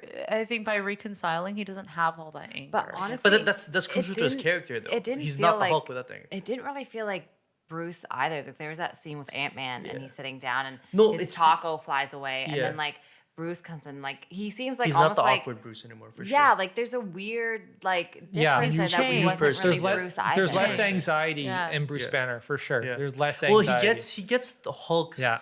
confidence. Yeah. Because if you see Hulk in Thor Ragnarok, he's super confident. Like Yeah. he's the man, right? Yeah. Which is what Banner never had. But like there was also a lot of comedy and a lot of like Hulk in Thor Ragnarok was such a fantastic character. I'm just sad to see that go. yeah. Like this new Hulk I'm is sad I obviously for see that what too. you right? mean. I see what you mean, but I think like we just don't need the Hulk that way anymore. I think there was I I think still it was do. funny that he made fun of his Hulk self too. There was so many scenes Yeah. where You know, he was just like, If I'm being honest, like I don't want to say something controversial, but I wasn't as big of a fan of Professor Hulk as you guys were. yeah. Oh, Like I I, love- do have I'm this, with like, Saba for sure. Like Really? I just comparatively. comparatively, Comparatively. I love yeah. Professor Hulk for Yeah, sure. this do. question was about character growth, not plot. Yeah, So in terms exactly. of character growth, I liked 100%. it in terms of him growing as a person. Yeah. But I could see what I you agree mean with that. Actual Hulk would be a better plot point. But I think the character growth would have been a lot more fleshed out if we had more and more movie of like conscious Hulk from Ragnarok. Like the fact that he attacks Surtur at the end of Ragnarok and Thor's like, Big Hulk, no, monster. you dummy. right? Yeah. And he stops. Yeah. Like Hulk stops smashing because Yeah. Thor asked him to, Yeah. right? I would want to see one more movie with Hulk being that character, or right? like even with the marriage of that's a weird statement of Hulk and Banner. Yeah. I would have liked it if it wasn't completely 100% done. If there was still a struggle. Yeah. Like the Professor Hulk, but he lashes out once in a But while. I- That would be pretty cool. It is 5 I think years. it's because I see 5 years that, later. It's 5 years, for sure, so yeah. That's what it is. But over but those 5 pretty much years. like you're just taking that away from me as a viewer, right? Like I Yeah. wanted to see that for sure. Yeah. But I Like think that's what- logistically, obviously, it didn't work. For I sure. think that's what made it feel like the future. The fact that some of the characters Yeah, had yeah. just changed so much to the Yeah. point Yeah, where they for don't sure. feel like who they were before. That's the problem with Hulk in general. It's like a lot of it happens in between movies. Yeah. It's just like because they just can't trust to make another Hulk movie. Yeah. It's such a financial risk that they can't do it. Yeah. I didn't like so in Endgame when they go back in time and they see Hulk on the streets of New York smashing shit, and then you see you see Professor Hulk like kind of teasing Moving shit aside, yeah, yeah. and just like picking up the motorcycles and just kind of smashing things for the Oh, sake of I love smashing that. things. I love that where he's like, Right? "Oh, I think it's gratuitous." I think but it's sure, gratuitous. whatever." Yeah. Like I want if Hulk's gonna be in a fight, I want to see him smash shit. I want to see him destroy things because that's what the Hulk does, Yeah, right? for sure. And I think that he definitely lost that part of himself. So, And so what you're saying is that Professor Hulk is a bit of a buzzkill. no, I don't think he's a buzzkill. But I mean, maybe actually.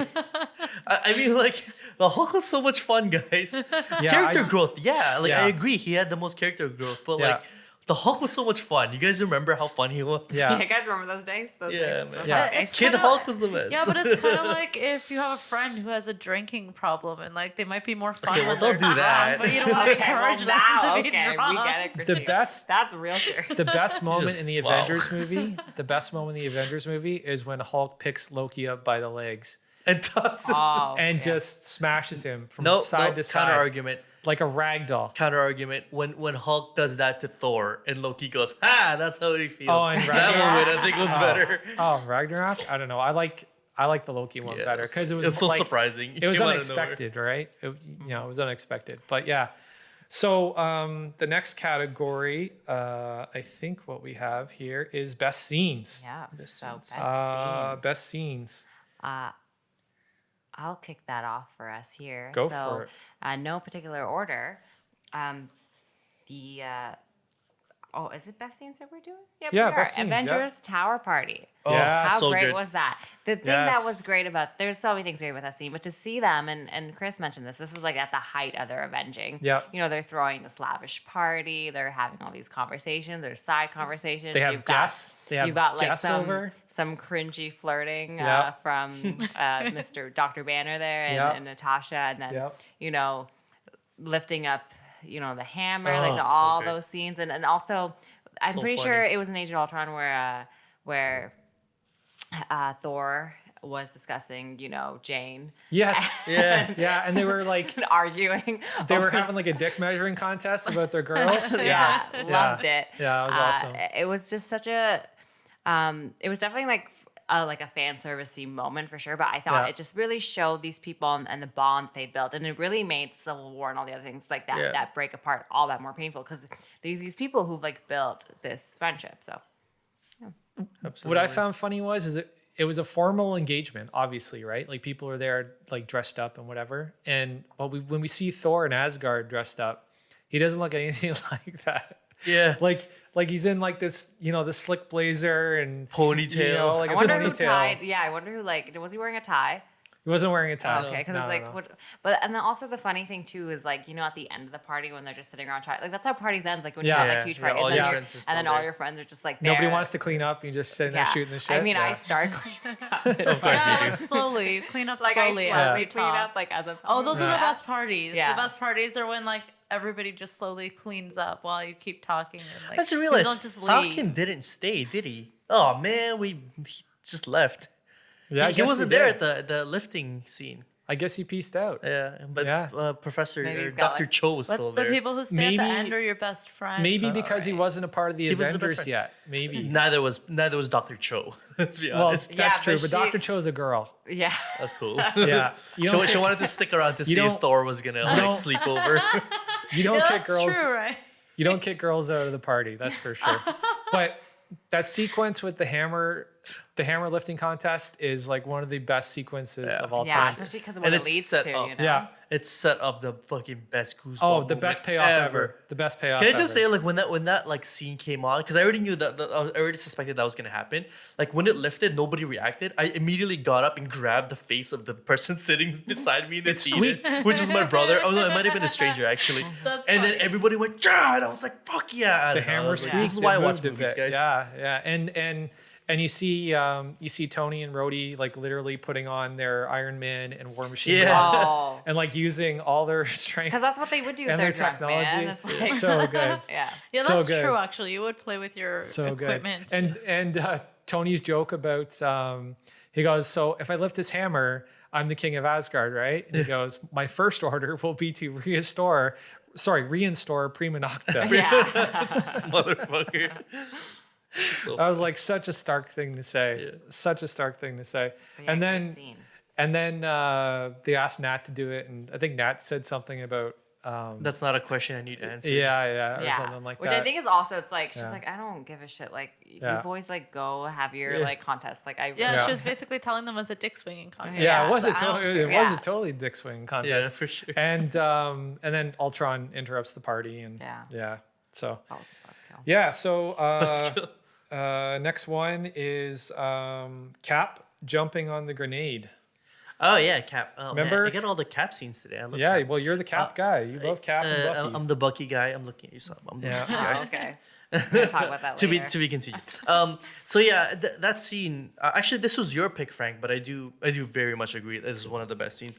It informs a lot of what like Cap is like, and I love the whole like when he jumped on that thing.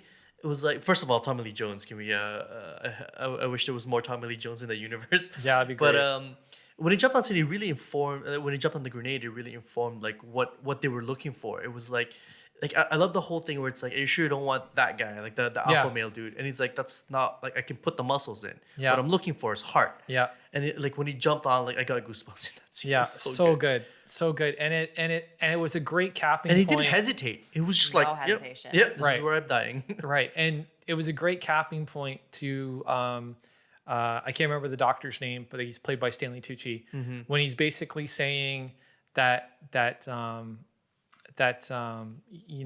Steve Rogers is a guy that understands that when you have great power, you don't use it in a way that subjugates others. You use it he says something about a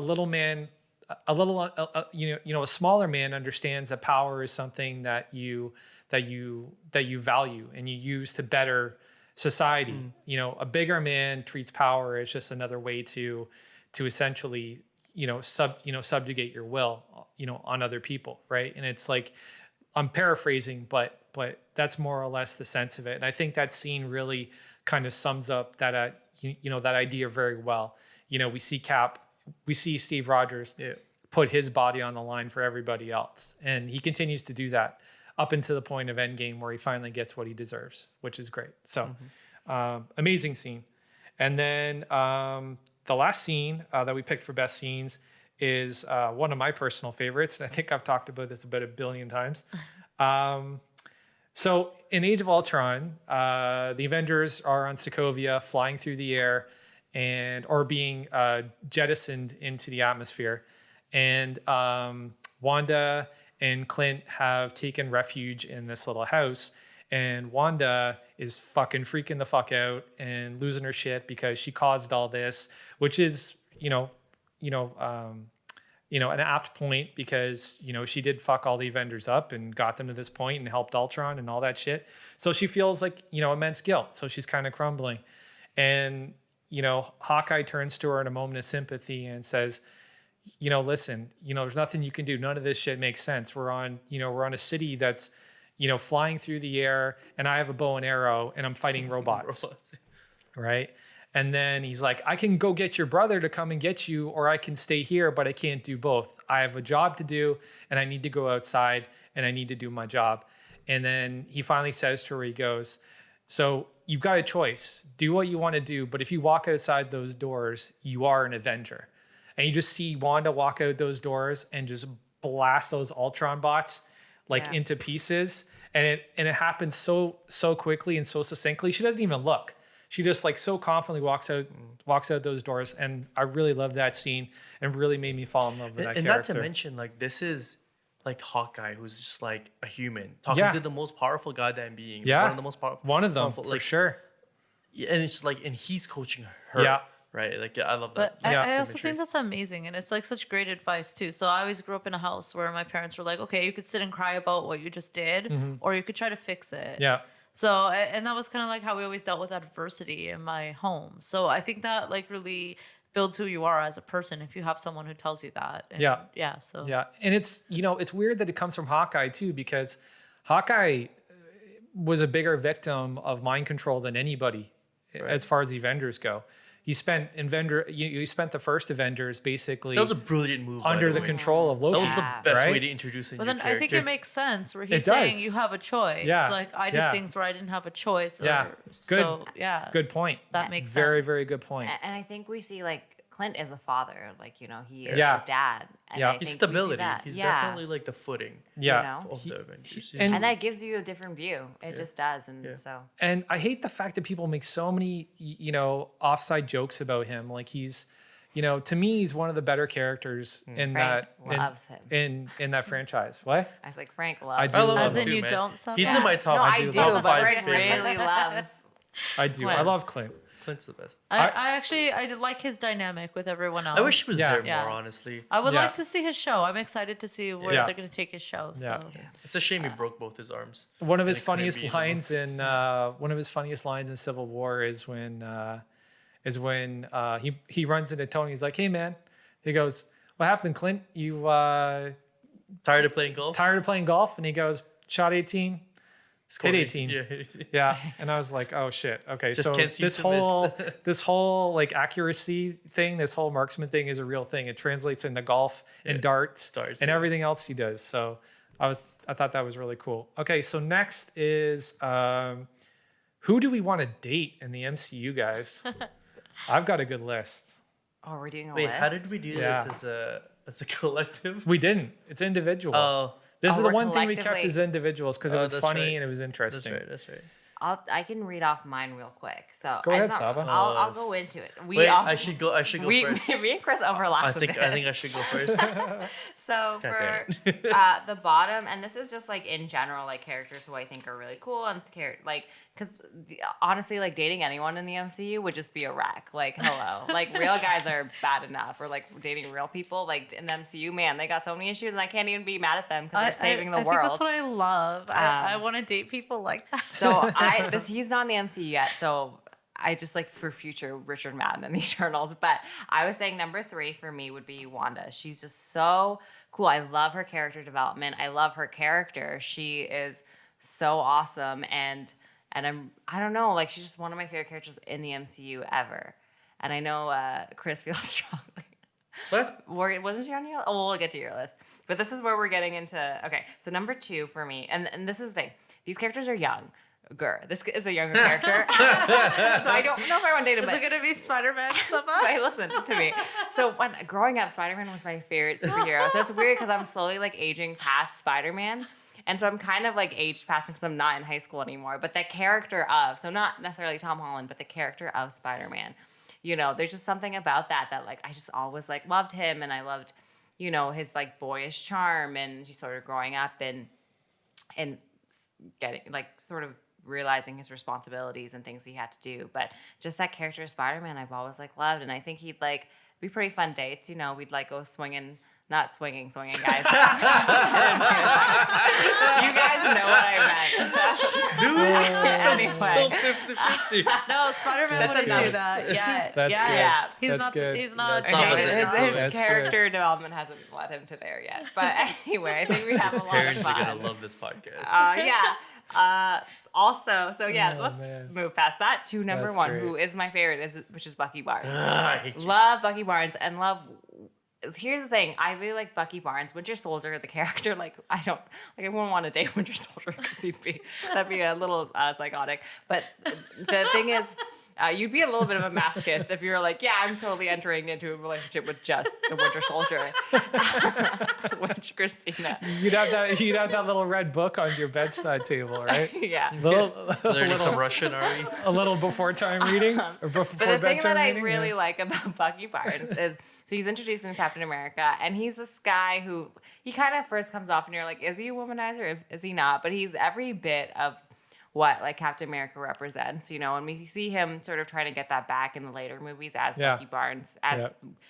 coinciding as the both, and you see him sort of feeling that emotion again. Also, like he's been like also basically asleep for like all this time. He doesn't know anything new. I can introduce him to so much pop culture. We could, oh my gosh, what could we do? I could take him to bubble tea. Oh my goodness. Like he's never had bubble tea, I don't think. I would assume. Just don't take him to any hypnotist shows, okay? No, Have you ever you're seen right, someone that's true. choke on bubble tea? That happened to me once. I'm so scared of bubble tea, especially on a first date. I couldn't save her. A guy had to step in and Oh my save her. I goodness. felt so bad. I was like, I can do this, guys. I got this. Like, I'm gonna save this girl from the choking of the bubble tea. And then like 30 seconds, and I don't got this. You tried to say your date was That's choking happy. on No, bubble it tea? wasn't a date. It was a Oh, coworker. oh, okay, we okay. got bubble tea at work. But Oh, yeah, no, okay. I'll never go for bubble tea on a first Holy date. shit. That would be Well, I'm traumatizing. Wow, hopefully, that's gnarly. I mean, She he's lived. an Someone saved assassin. I her. think he could survive bubble Yeah. tea. A guy stepped in and saved her. Just we put could that go to like a karaoke bar. Oh my gosh, we could get Pokemon. Just like think of all the fun things we could do. I don't picture. I could picture him being amused with that once, and then he'd be like over it. Oh, Bachelor. Oh my goodness. The reality TV You'd make him shows. watch The fucking Bachelor? Oh my Oh, goodness. God. Guys, I'm seeing this. I feel sorry for you, Bucky. I'm sorry, man. Yeah. God damn. Anyway. Okay. All right. So who's going to talk about their You, crushes Frank, next? go. Me? Okay. So my third was Wanda, Scarlet Witch. Obviously, just look at her. She's got amazing powers. I do fear her reading my mind too much, though. That's for sure. Oh yeah, that's a real Not being able to fucking hide a single thing. That would be an issue. Yeah, she is quite the looker. I like her style. And after being with the Vision, Corsets and leather jackets. what? Corsets and leather jackets. And after being good with the stuff. Vision, I don't see how I could possibly sexually disappoint her. So I mean, he's a shapeshifter, so there I we don't know. go. And then number 2 is Minerva from Captain Marvel, Gemma Chan. Super hot girl. I don't know if anybody's seen this show, but there's a show on AMC called Humans, and she plays basically AI, an android, a mass market android that's kind of being sold across the country, and beautiful, just amazing, gorgeous woman, and yeah, she could be really cool. And Also I like possibly shooting in the guns. Eternals. Sorry. Also possibly in the Yes, Eternals. possibly in the Eternals, but not as Minerva. And I like shooting guns, and she seems like she likes shooting guns, so that could be fun. And then number 1 is somebody that nobody will ever guess, and that is Nova Prime's assistant on Guardians of the Galaxy. It's a real hard reference. To Yeah, find. I know. That's real specific. I know. IMDb that shit because she is really, really hot, and that's all. Because I don't have any character context for her other than she looks like she knows what she's doing with a clipboard, and yeah, that's about it. So I I don't I think you saw. don't know how that translates into my sack life, but maybe some point. You saw someone in the background, and you really like zoned in on I her. did, You were man. just Big like, time. oh shit. Big time.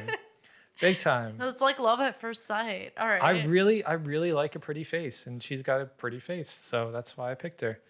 I think I usually go for personality. So my first pick is Star-Lord. Could you imagine the first date? Like, okay, we're going to listen to like his mixtapes while we go to like a different planet on a road trip to a different planet. Okay, wait, can I change my 3 to Star-Lord? Only for the ship part. Yeah. So For the change your For the shit. spaceship? He has a spaceship. Because Sama. Star-Lord, I wouldn't be able to date just because I'd be like, oh my god. I could see myself being friends with him. Like, he's number 3. I would eventually break up with him because he would get annoying. I will get annoyed of Star-Lord. So my number 2 is Bucky. So, you know, usually when you break up with someone, you go in the opposite direction. So Bucky's kind of the opposite of Star-Lord. He's got that, like, smoldery, kind of quiet, mysterious type thing going but Christina, I'm taking him to bubble tea. I think he'd ride a motorcycle. I want to ride on the back of his motorcycle. I see Bucky as a motorcycle guy. And we can like go to the X or something like that and like eat all the weird food. That's what I would do with Bucky. You go to the X? Yeah. The CNE? Yeah. You'd make him dress up like Luke Skywalker. You'd make him dress up like Luke Skywalker. That's what you would do. No, I'm not that into Luke Skywalker. I'm more of a Han Solo girl. The joke was more that Sebastian Stan looks exactly like Luke Oh, Skywalker. I didn't catch that. And you can see the difference between Christina and I, because she's a Han Solo girl, but I'm a Luke Skywalker. Yeah, no, I'm a Han Solo girl. I like the bad boys, but you know, the bad boys will stop answering your text messages and ignore you, make you feel bad. So I'll break up with Bucky. Screw them when that happens, and then he'll come crying. And my number 1 pick is, you know, a much older man who's much more stable and has his shit together and knows what's going on. Nick Fury. Yeah, man, he does.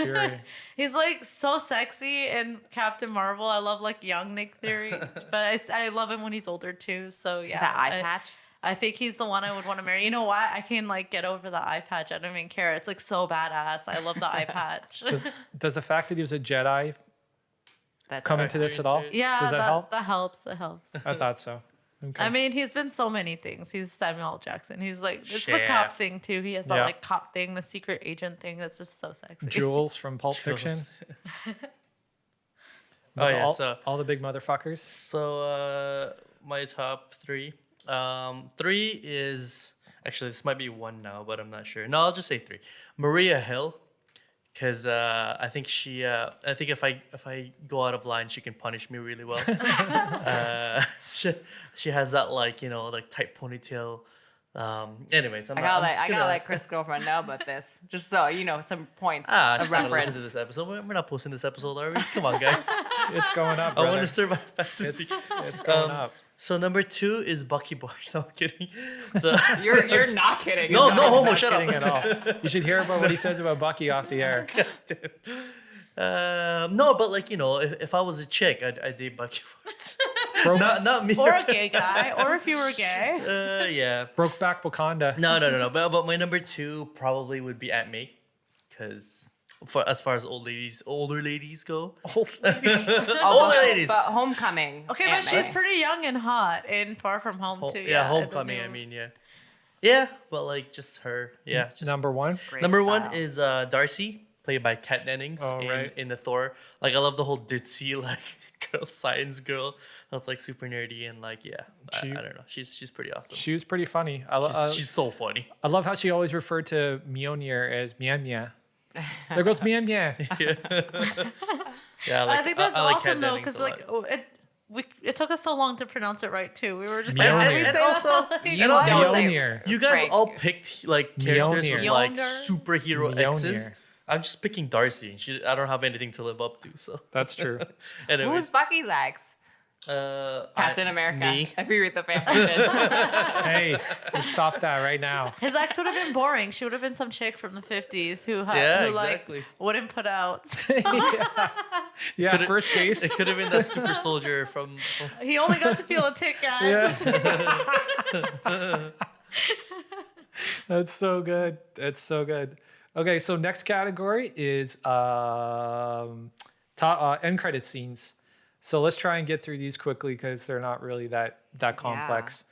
So we all agreed that Avenger Shawarma is like the so top good. So good. end credit scene of That all was time. funny. And they literally said nothing during the entire scene. All they did was sit there and eat shawarma. Yeah. And I've pointed this out to you guys before, but a shawarma place would be open Yeah. after a catastrophe. Like it would just be like, yeah, okay, yeah, we're still open. Yeah, like, that's what would be We'll open. just It's sweep true. this table up of debris. Yeah, that's and totally you can fine. go eat. Yeah. There was a power outage one time, and the only thing that was open was the shawarma place. The meat's gonna go bad. You gotta eat it all. Yeah, you have to eat it. Exactly. Yeah. It's true. Christmas Day, shawarma places are open. I've seen shawarma places open on Christmas Day, so I'm definitely not surprised by that. I thought the funniest part was Thor was in a cape eating shawarma. That was awesome. And he looked like he was enjoying it. Like, He was like, definitely everyone was enjoying it. traumatized, and Thor's like, "Oh, it's just a Because it's long his first day time of work." eating it, He man. was No, and definitely it's like enjoying it. it's like a job for Yeah. him. Like avenging is a job, so he's You're like, right. Yeah. just like, "Oh, I'm done my shift." I'm Yeah, gonna go that's eat fair. this." That's true. Does anybody else think it's funny that Tony is the one that suggests it, especially after carrying a nuclear warhead Yeah. on his back? I feel he's like not Tony would be the one to suggest it, though. You know 'cause he's that- the one that would make the least big deal about what but he's just not happened. losing his shit. That's the Yeah. thing. You He know just that has is a his nuclear You know that warhead. line was ad lib. It wasn't on the script. Was it? Like he Yeah. actually just said that. Oh, that's He said awesome. it, And and, then they end up they filming recorded it it. That's later. awesome. Yeah. That's Oh, awesome. They that's so filmed funny. it like after the That's fact. so awesome. Yeah, Thank how you, cool is Robert that? Downey Jr. Thank you. How cool Thank is you that? so much, Yeah. man. That's awesome. Kudos to that. Kudos to that then, because that's a great cap on that performance. No pen intended, or no pun intended. So number 2 was Ant-Man and Wasp. Hope, Hank, and Janet being snapped. While shit. Ant-Man was in the Can quantum I change realm. my dating thing? Oh my gosh, Chris changes that all the time. Chris can't make You up want his mind. Evangeline Lilly? I love He just wants Evangeline them Lilly. all. Okay, Chris is officially swapped in Evangeline Lilly for who? Aunt May? Not Bucky. Yeah. You can't trade. I already traded Bucky. Shut up. But that scene not was gonna happen. crazy though, Yeah. because it's in an Ant-Man movie especially, but Yeah. just that the finality of it, and Yeah. you're just not expecting it. It was really jarring. Yeah. And I love like what they didn't say in that. Like everybody, like there's a lot of theories that came. Like obviously we all knew like time travel was involved, but like I love what they didn't say in that scene and what it meant for like the start of Endgame. Yeah. It was like, oh man, it was so good. Like Yeah. how everybody was speculating time travel, but you really didn't know. Like, you know what I mean? I also love how we never know what we're gonna get in these end credit scenes. It could be something silly and lighthearted, and then the darkest thing. I think that's what they were. Yeah. I think No, that's and what they also- led the audience to believe with Yeah. that first opening scene, and then like it's boom, like just Yeah. you come back with that cut, and then it's just dust flying around outside the van, right? And you put 2 and 2 together. Yeah, and you actually didn't know when it Yeah. took place in the timeline until that moment. You had no idea. Exactly. Yeah. You had no idea. You're like, okay, that's the moment. Yeah. So Thanos just snapped his fingers like literally seconds ago. That's fucking crazy. And you're looking at Scott like, fuck, like he's Yeah, what's he Yeah. gonna do, right? Like, how's he gonna get out? And lo and behold, I love when he does get out and he goes looking for By the his way, family. that's I love why that too. that's Yeah. why the numbers are so high of the universes they lost because Yeah. of that stupid rat. He only went there in like 3 billion to 1 or whatever. Yeah, that rat kind of saved him. It Yeah, saved I'm them, not- but they only saved Yeah. them Yeah, like I've got- once every 3 billion. Yeah. Whatever it is. I've 3 got some billion. strong feelings about that rat. I was not a fan of that device. I really thought it could have been his daughter. Like his daughter goes back into the that's- storage unit, starts That would mucking be around with the pretty cool. equipment. No, or but they wanted that whole. He comes home, and his Yeah, I think although that, Sure, and then but- no, they made it look like she died, right? And then she was alive. no, they didn't make it look No. like He she was died at looking all. for her name. He was looking for her name, I okay. think. Yeah. But couldn't find no, it. they wouldn't have that scene of Ant-Man running around and like looking for his True. daughter and stuff. True. Well, like they could have done. You're right. They could have done it. You wouldn't have had him with the disillusionment Yeah. of coming back into the world the way it was, for sure. Well, right? I think it was like to put some comedy into the movie because then you're just like you're watching and you don't know if it's gonna work or not. I think then I it thought does that was work. a sad. I thought that was a sad scene when he was. Like, Yeah, I running didn't laugh around. at all. I didn't find No, that. I mean when the oh. rat was bouncing. Oh around. yeah, for sure. Oh. Yeah. So No, dude. As soon as I saw the It's rat crawling across the dashboard, I was like, "Oh my god, it's gonna be a fucking rat." it Yeah, was that saved funny. I everyone. thought it was Yeah. funny. Yeah, I thought it was pretty Yeah. It was funny that like, like a, a rat bit of saved comic everyone. relief Yeah. in like a otherwise dark. No, kind and of like spot that in the sequence movie. of Scott Lang running around, finding his name on the memorial. Mm-hmm. I thought that was a very powerful scene. He wouldn't Yeah. have had And that seeing if, his daughter. if somebody. That's And Yeah, like it was Crazy. funny that the security guard was like trying to chase him out of the facility. Like, Yeah. who are you? Why are you here? I thought that was Ken kind of Jeong, funny. And too. it's Ken Jeong. Ken Yeah. That's like Jeong the is- worst security Yeah, it's Ken ever. Jeong. It's like like, why are That you? guy's the best. Yeah, I thought that Dr. was pretty Ken good. Jeong. So the next scene that, or the next end credit scene, which is one I really enjoyed, was at the end of Winter Soldier, and it was Bucky at the Smithsonian. So before that we kind of have like you see Wanda and Peter or Pietro, sorry, and sort of like that scene, and then it leads into Bucky at the Smithsonian and seeing his own monument or the monument that they have to Captain America and himself, and it registering with him. And I don't know, I just love that scene. That's a really great end credit scene. I think it kind of leads into what to expect with obviously seeing Wanda's powers and everything, and then also with this whole Civil War of like Bucky slowly remembering himself, and what Cap was trying to say, and yeah. Yeah, it was really good because you see Cap keep trying to tell him you're Bucky Barnes, and he goes out in search of trying to find something to validate what Cap was saying to him. And he also saves Cap's life, so obviously there's some kind of light going off in his head, because he doesn't let Cap drown. He pulls him to the surface and leaves him on the banks of the Potomac. I guess that's what that waterway was.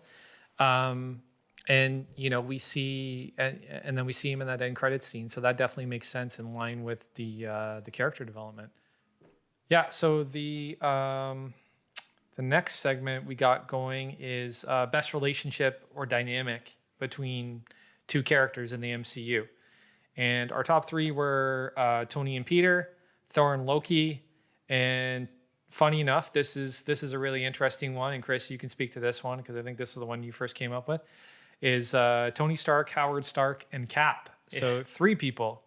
But I really found this one fascinating. So why don't you kind of enlighten us? It was supposed to be. It's actually like Cap and Tony, but their relationship together with Howard, and how like Tony was always jealous of Cap, and Cap was always just like thought like the world of Tony because of his father, and like their relationship in general, Cap and Tony evolved, and they were like, and I love how they were both like the two pillars of the Avengers, but like they had this like glue that held them together in the beginning, which was Howard, and yeah, I just love how like it mirrors Cap's relationship with Howard with his relationship with Tony. When it's the other way around with Tony, he just hated Cap. I thought it was really funny. And there was always like you always sense this tension between Cap and Tony. Like it was almost passive aggressive in a way. I think that makes sense though, because you have it makes sense. Yeah, Of course because it makes Tony's like sense. sarcastic and No, I would definitely agree with that too. But at the same time, like even with Cap, like whenever Tony had done something that was typically Tony, Cap would always kind of have a note to add to how that like there's definitely been times where Cap has said something about how Tony's father Wouldn't have done. wouldn't approve of that or It's like a disapproving look. There's yeah. like disapproving looks as well, and I think you have a point with the passive aggressiveness because Howard also like kind of really liked Cap and would talk about Cap and like he was this great hero, and then Tony has to like hear this and like we know that Howard maybe wasn't the best father to Tony, like and Tony's also a bit of a man child, so it kind of makes sense where Cap had all the discipline of a soldier that he would be annoyed with Tony's it does. antics. There was like this weird sibling thing. It does. Yeah. And I love how they kind of knew each other before they met, because they knew each other like through the father. And it's like when he first landed, when they were fighting Loki in Germany, it was like Mr. Stark, and he's like Cap. Like they had like a reputational like meeting already. It was pretty cool. Yeah, and Cap is definitely the more rational, more thought out one, and Tony's the more impulsive. They definitely balance each other out, right? And then you kind of have Thor in the middle. Like Thor is an interesting dynamic to that Tony Cap relationship too. But it's almost like Thor's going to do or act or say in whatever way he feels, and kind of the consequences will land where they land, right? But like I love the fact that you made this comparison because it's real, right?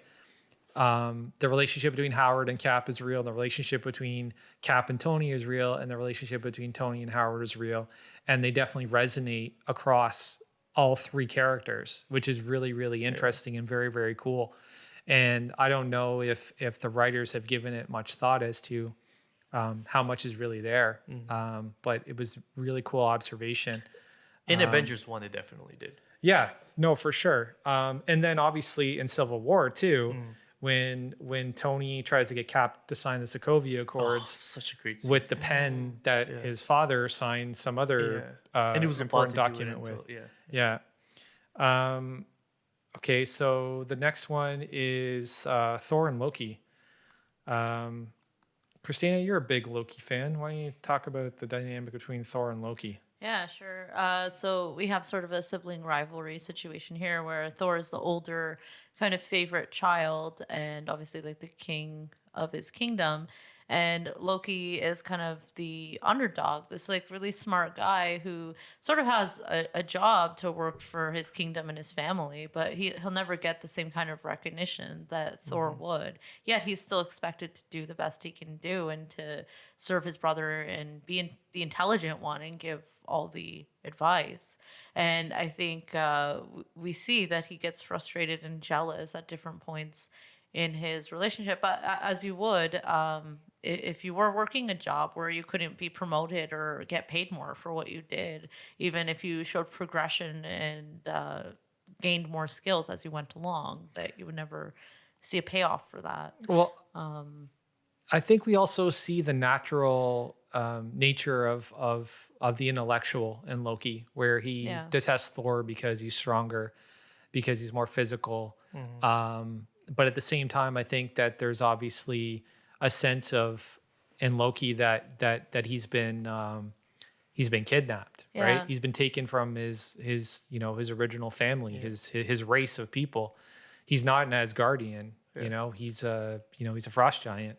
A baby frost giant. Well, not a baby frost giant. Kind of weird how that all physically, like in like the like Loki's look, how that's kind of, you don't see it. I don't know whether he's repressing it with his magic at all times or whatever, but it's definitely really interesting. But and obviously Loki has been passed over because Thor is the blood son of Odin and Frigga, right? It's interesting because actually with the Loki, I think the only relationship that he feels is real after finding out this revelation is him and his mother, Frigga.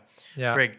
But in like the entire time, Thor's trying to convince him that his relationship with him is real. Yeah. And Loki's trying to convince him the opposite. Like, this has never been real.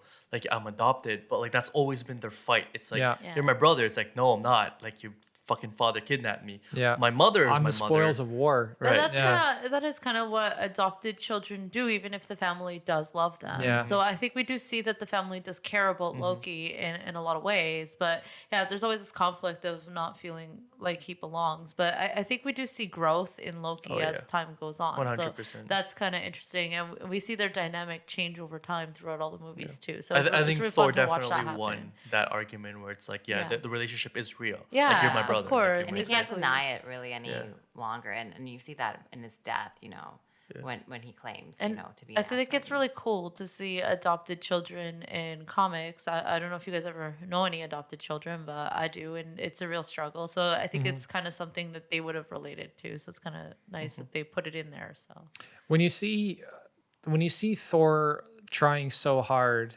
to endure himself to Loki, to get Loki to be his ally, why do you think Loki pushes back so hard? I think it's like internal as Yeah, it's well. in I his think it's like nature. a lot. It's like, you push everyone away because then you don't have to deal with this disappointment. Yeah. Well, I also think he is a little jealous. I think it's kind of it's like what I said, 100% too. Oh, yeah. jealousy. Oh, There's yeah. this Yeah. jealousy. It's like, it's pride as well. Yeah, As someone who has Ego. a lot of siblings, like there is a pride thing. There is sort of like a natural rivalry that happens. Obviously we're like all adults, so we don't do that as much, but sometimes. But I think when you have like a lot of, and this is just two siblings, so it's like the comparison is even more real, and it's so in your face, the comparison, because it's like, Thor is a celebrated person, and then he just has to sit here, and like obviously you're gonna get jealous. Yeah. Obviously you're gonna be like, you know, this guy, he's an idiot. Like, well, that's especially Also, if I you're think- smart and you sometimes want to be the leader. Also, I think he's afraid. Oh, sorry. Go ahead. Oh, I was gonna say if you're smart and you sometimes want to be the leader and they're not giving you that. Yeah. Even especially when you Yeah. qualify. But I think there's an element of Loki pushing Thor away every time he says like you're my brother, because he knows he loves him, but he's afraid to admit it. He distances himself because he knows afraid the of the truth. love. What? He's afraid of the love. Yeah, yeah. He like doesn't wanna. Yeah, he doesn't wanna admit it. Yeah. Continue. I think me and my brother have a relationship like that. We always had this like rivalry over who gets to be the leader, but we came to like a balance. It's kind of cool. Like, so I think we see that too. I think we see Thor and Loki come to a balance over who gets to be in charge in different moments. I I think definitely have Loki that wants kind to of hate. I think scenarios. Loki really wants to hate Thor, but he just like he knows it's not true. It's like Also, Thor's so charming. It's so Yeah. hard to hate him.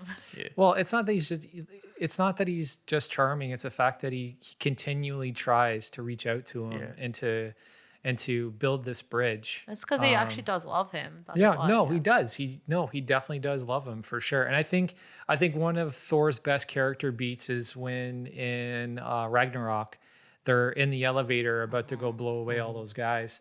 Yeah. And Thor just basically tells him, like, you know, you should stay here. Like, this place is built for you. Yeah. Like, there's villains everywhere, and you know, you can do whatever the fuck you want. And like, he basically just says, And like, it's- I'm done trying. Yeah. And as soon as Trying. he stops, Loki's like, "Wait, really? You're Yeah, gonna you see stop?" the look on Like, his face? Yeah. Yeah. He's like, That was what? an You're not excellent going to scene. stop, you know, you're going to stop reaching out to me. Yeah. And that's when you finally see Loki almost get to a point where actually, you know, to backtrack a little bit, I think after that speech and then seeing him try and betray Thor again Yeah. was really out of character and really weird. No, I think it's I don't think him. it was out of character. I think You it's don't? him. That's like Loki. I don't like know. I love that he always has to fight his nature. I think that's Yeah. his nature. Yeah. Yeah. Like I'm sure that like That's a good He probably point. didn't want to even do it, but he's like, I yeah, have to like do this. yeah. That's a good point. And then we see Thor finally outwit him, which was great. Yeah, that was awesome. So next relationship is Peter and Tony. Saba, you want to take that sure. one? So Peter and Tony is really interesting because when we meet Peter, it's like past the Uncle Ben arc, so we know he lost someone, right? And so with Peter and Tony, like he's really looking for this father figure. And I mentioned before, I feel like Homecoming was really, I mean, obviously we need a Spider-Man movie, but I think the reason the focus was on Tony and Peter so much was to make that build up when in, you know, Infinity War mean that much more. Yeah. You know, it really Good point. like Oh we my God, lost good point. So like to see Tony like Yeah. lose this kid that he's been nurturing and taking care of, and you know vice versa seeing, you know, Peter having to sort of live this life without Tony and being trusted in that sense. Like you really feel like there was this fatherly sense. Like Tony, to do that, like Tony really believed in Peter, you know? Yeah. Even when a lot of people were like, okay, he's just a kid, like Happy was like, what Yeah. are you doing? I And think it's also because Peter's so smart and Tony like sees They the relate to potential each in other. Peter. Yeah. Yeah, and Yeah. he could talk to Peter Yeah. about Yeah, things probably he can't sees a talk to younger anyone self, else his about. younger So, self. yeah. He definitely sees his younger self, but he also sees the opportunity to outdo his father as a father figure yes. Yeah. with somebody 100%. with somebody who was at the same place when he was at his age, right? Like he sees potential and he's like, oh shit, here's my opportunity to kind of show that I can be a great father figure, right? And he kind of puts himself into Peter's life in a very valued way, right? Also, I want to say I was thinking a lot about this, why they changed Aunt May's age, and I thought it was a really good move because they changed Aunt May's. I don't know if this is intentional, but they changed Aunt May's age to around Tony's age. So it's like it makes Tony way more of a candidate of a father figure to Peter. Whereas like if she was like an older, wiser Aunt May, like Tony would have been kind of out of place. Like, you know what I mean? Like he has an older mentor already, or like a mother figure.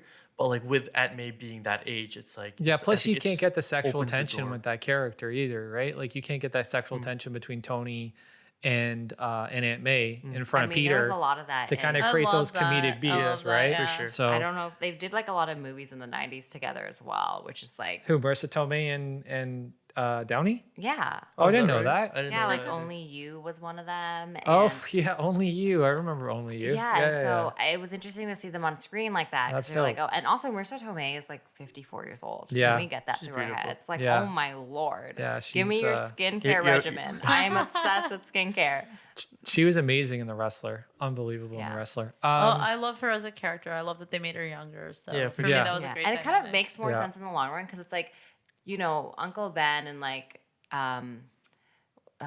Aunt May are like related to his parents. Like it's like brother sister. Like you know what I mean, that kind Yeah. of relationship. It's Yeah. like why? Like maybe there was like just a big age difference. It was weird that they were so old in Oh, the yeah. other Spider-Man movies. I was like, why? Well, I No, mean, but- He's a comics, it teenager. was. Why No, are they but- like 60 or 70? in the No, but comics we it was- got the real life version of Uncle Ben dying as a result of Peter's failure too, right? Yeah. Like I don't think that scene would have worked as well with somebody in their mid 30s. Like it just wouldn't have, right? Like Yeah. we're It used was to better this that they're like a traditional wiser age. this too. traditional figure of Uncle Ben, right? Yeah. Like everybody I knows get who that, Uncle but I Ben just is, meant like right? thinking about like I always wondered. I was like, what is the age difference between Yeah. like Peter's parents and like? I think It that's must why have they been like made an it. accident baby. Yeah. That was like an oopsie baby for sure. Oopsie. I think that's why they baby. made it aunt and uncle instead of parents. Nice. Well, I don't know. My aunt and uncle are kind of, I think, 13 years younger than my parents. There you And go. like, it was kind of nice to have an aunt and uncle that are so young and Yeah. like I hip guess and so. cool. Yeah. Like- Because then they like relate to a lot more stuff. You Yeah. get to like bounce ideas off them and all that. So Okay, so the next segment we did was best villain motivations, and the top three were Killmonger, Loki, and Baron Zemo. Yeah. I can speak on Killmonger a bit. Go for it. For Killmonger, the thing with his motivation is like you so understand. It's the first time we see. I mean, there's obviously social issues like referenced in movies, but the first time we really see it like really so straight on it, and sort of the consequences we see of, T'Challa's father leaving him behind and what he did, because T'Challa's father made a mistake that night and how he handled and what he did. Horrible mistake. And then the fact that covering up was a mistake as well, and that's what we see, like Wakanda covers up everything, they keep themselves hidden, and you can understand how Killmonger came to be Killmonger, like how he developed this hate.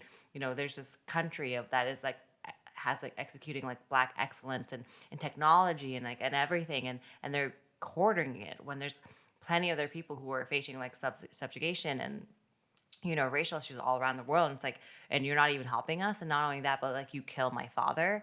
And then so that you understand how he becomes this person and how he comes back. And it's like, well, you know what? Like, I want this, like, I'm going to take this place. I'm going to like, and obviously it ends up being an extreme version of like going to war, which obviously like, I don't think that is the way to, it will just like, another issue will just come up from that, but you understand that. I think, I feel like I understand that at least. Yeah, no, Killmonger was a really interesting character because I think it, was the first time that we got, such a powerful social message, other than world dominance or genocide. We got something that was happening in real time in our communities right now, right? Which is the subjugation and the subjugation of people of underrepresented and minority groups, and it was really cool to kind of see him. What do you do? Continue. You broke my train of My thought. bad. It's I was okay. trying to get signal. It's okay. Yeah, so Killmonger, really interesting character. It's the first time that we see Marvel really step into a very powerful social message about, the subjugation of Black people all over the world. It really highlights that issue, and Killmonger is a very is the perfect character to echo that and to carry that into the narrative of the Black Panther movie. So Yeah. So next villain on the list, we have Loki. Loki.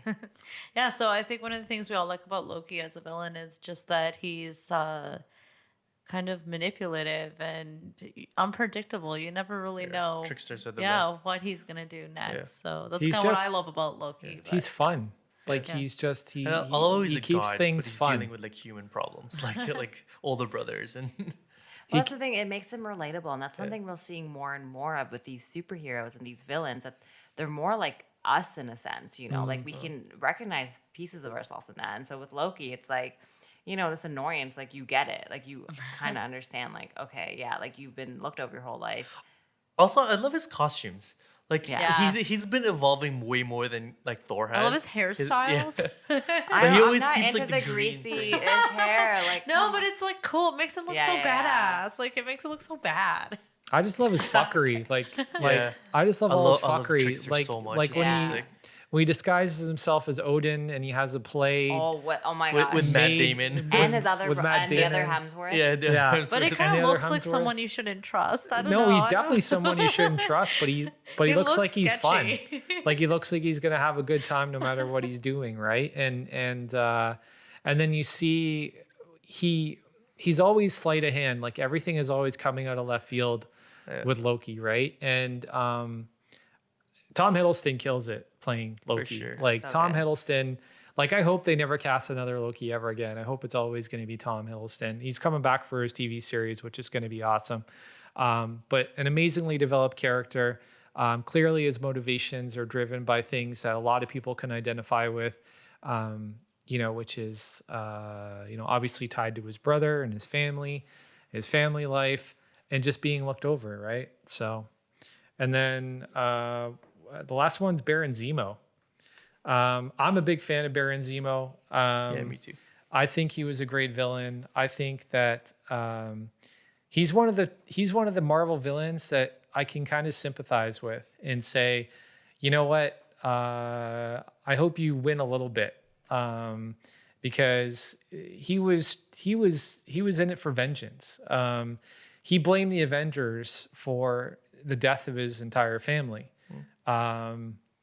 Because of Sokovia, and it necessarily wasn't the Avengers' fault. They didn't rig Sokovia to be destroyed, but they were there fighting the battles and trying to save the people.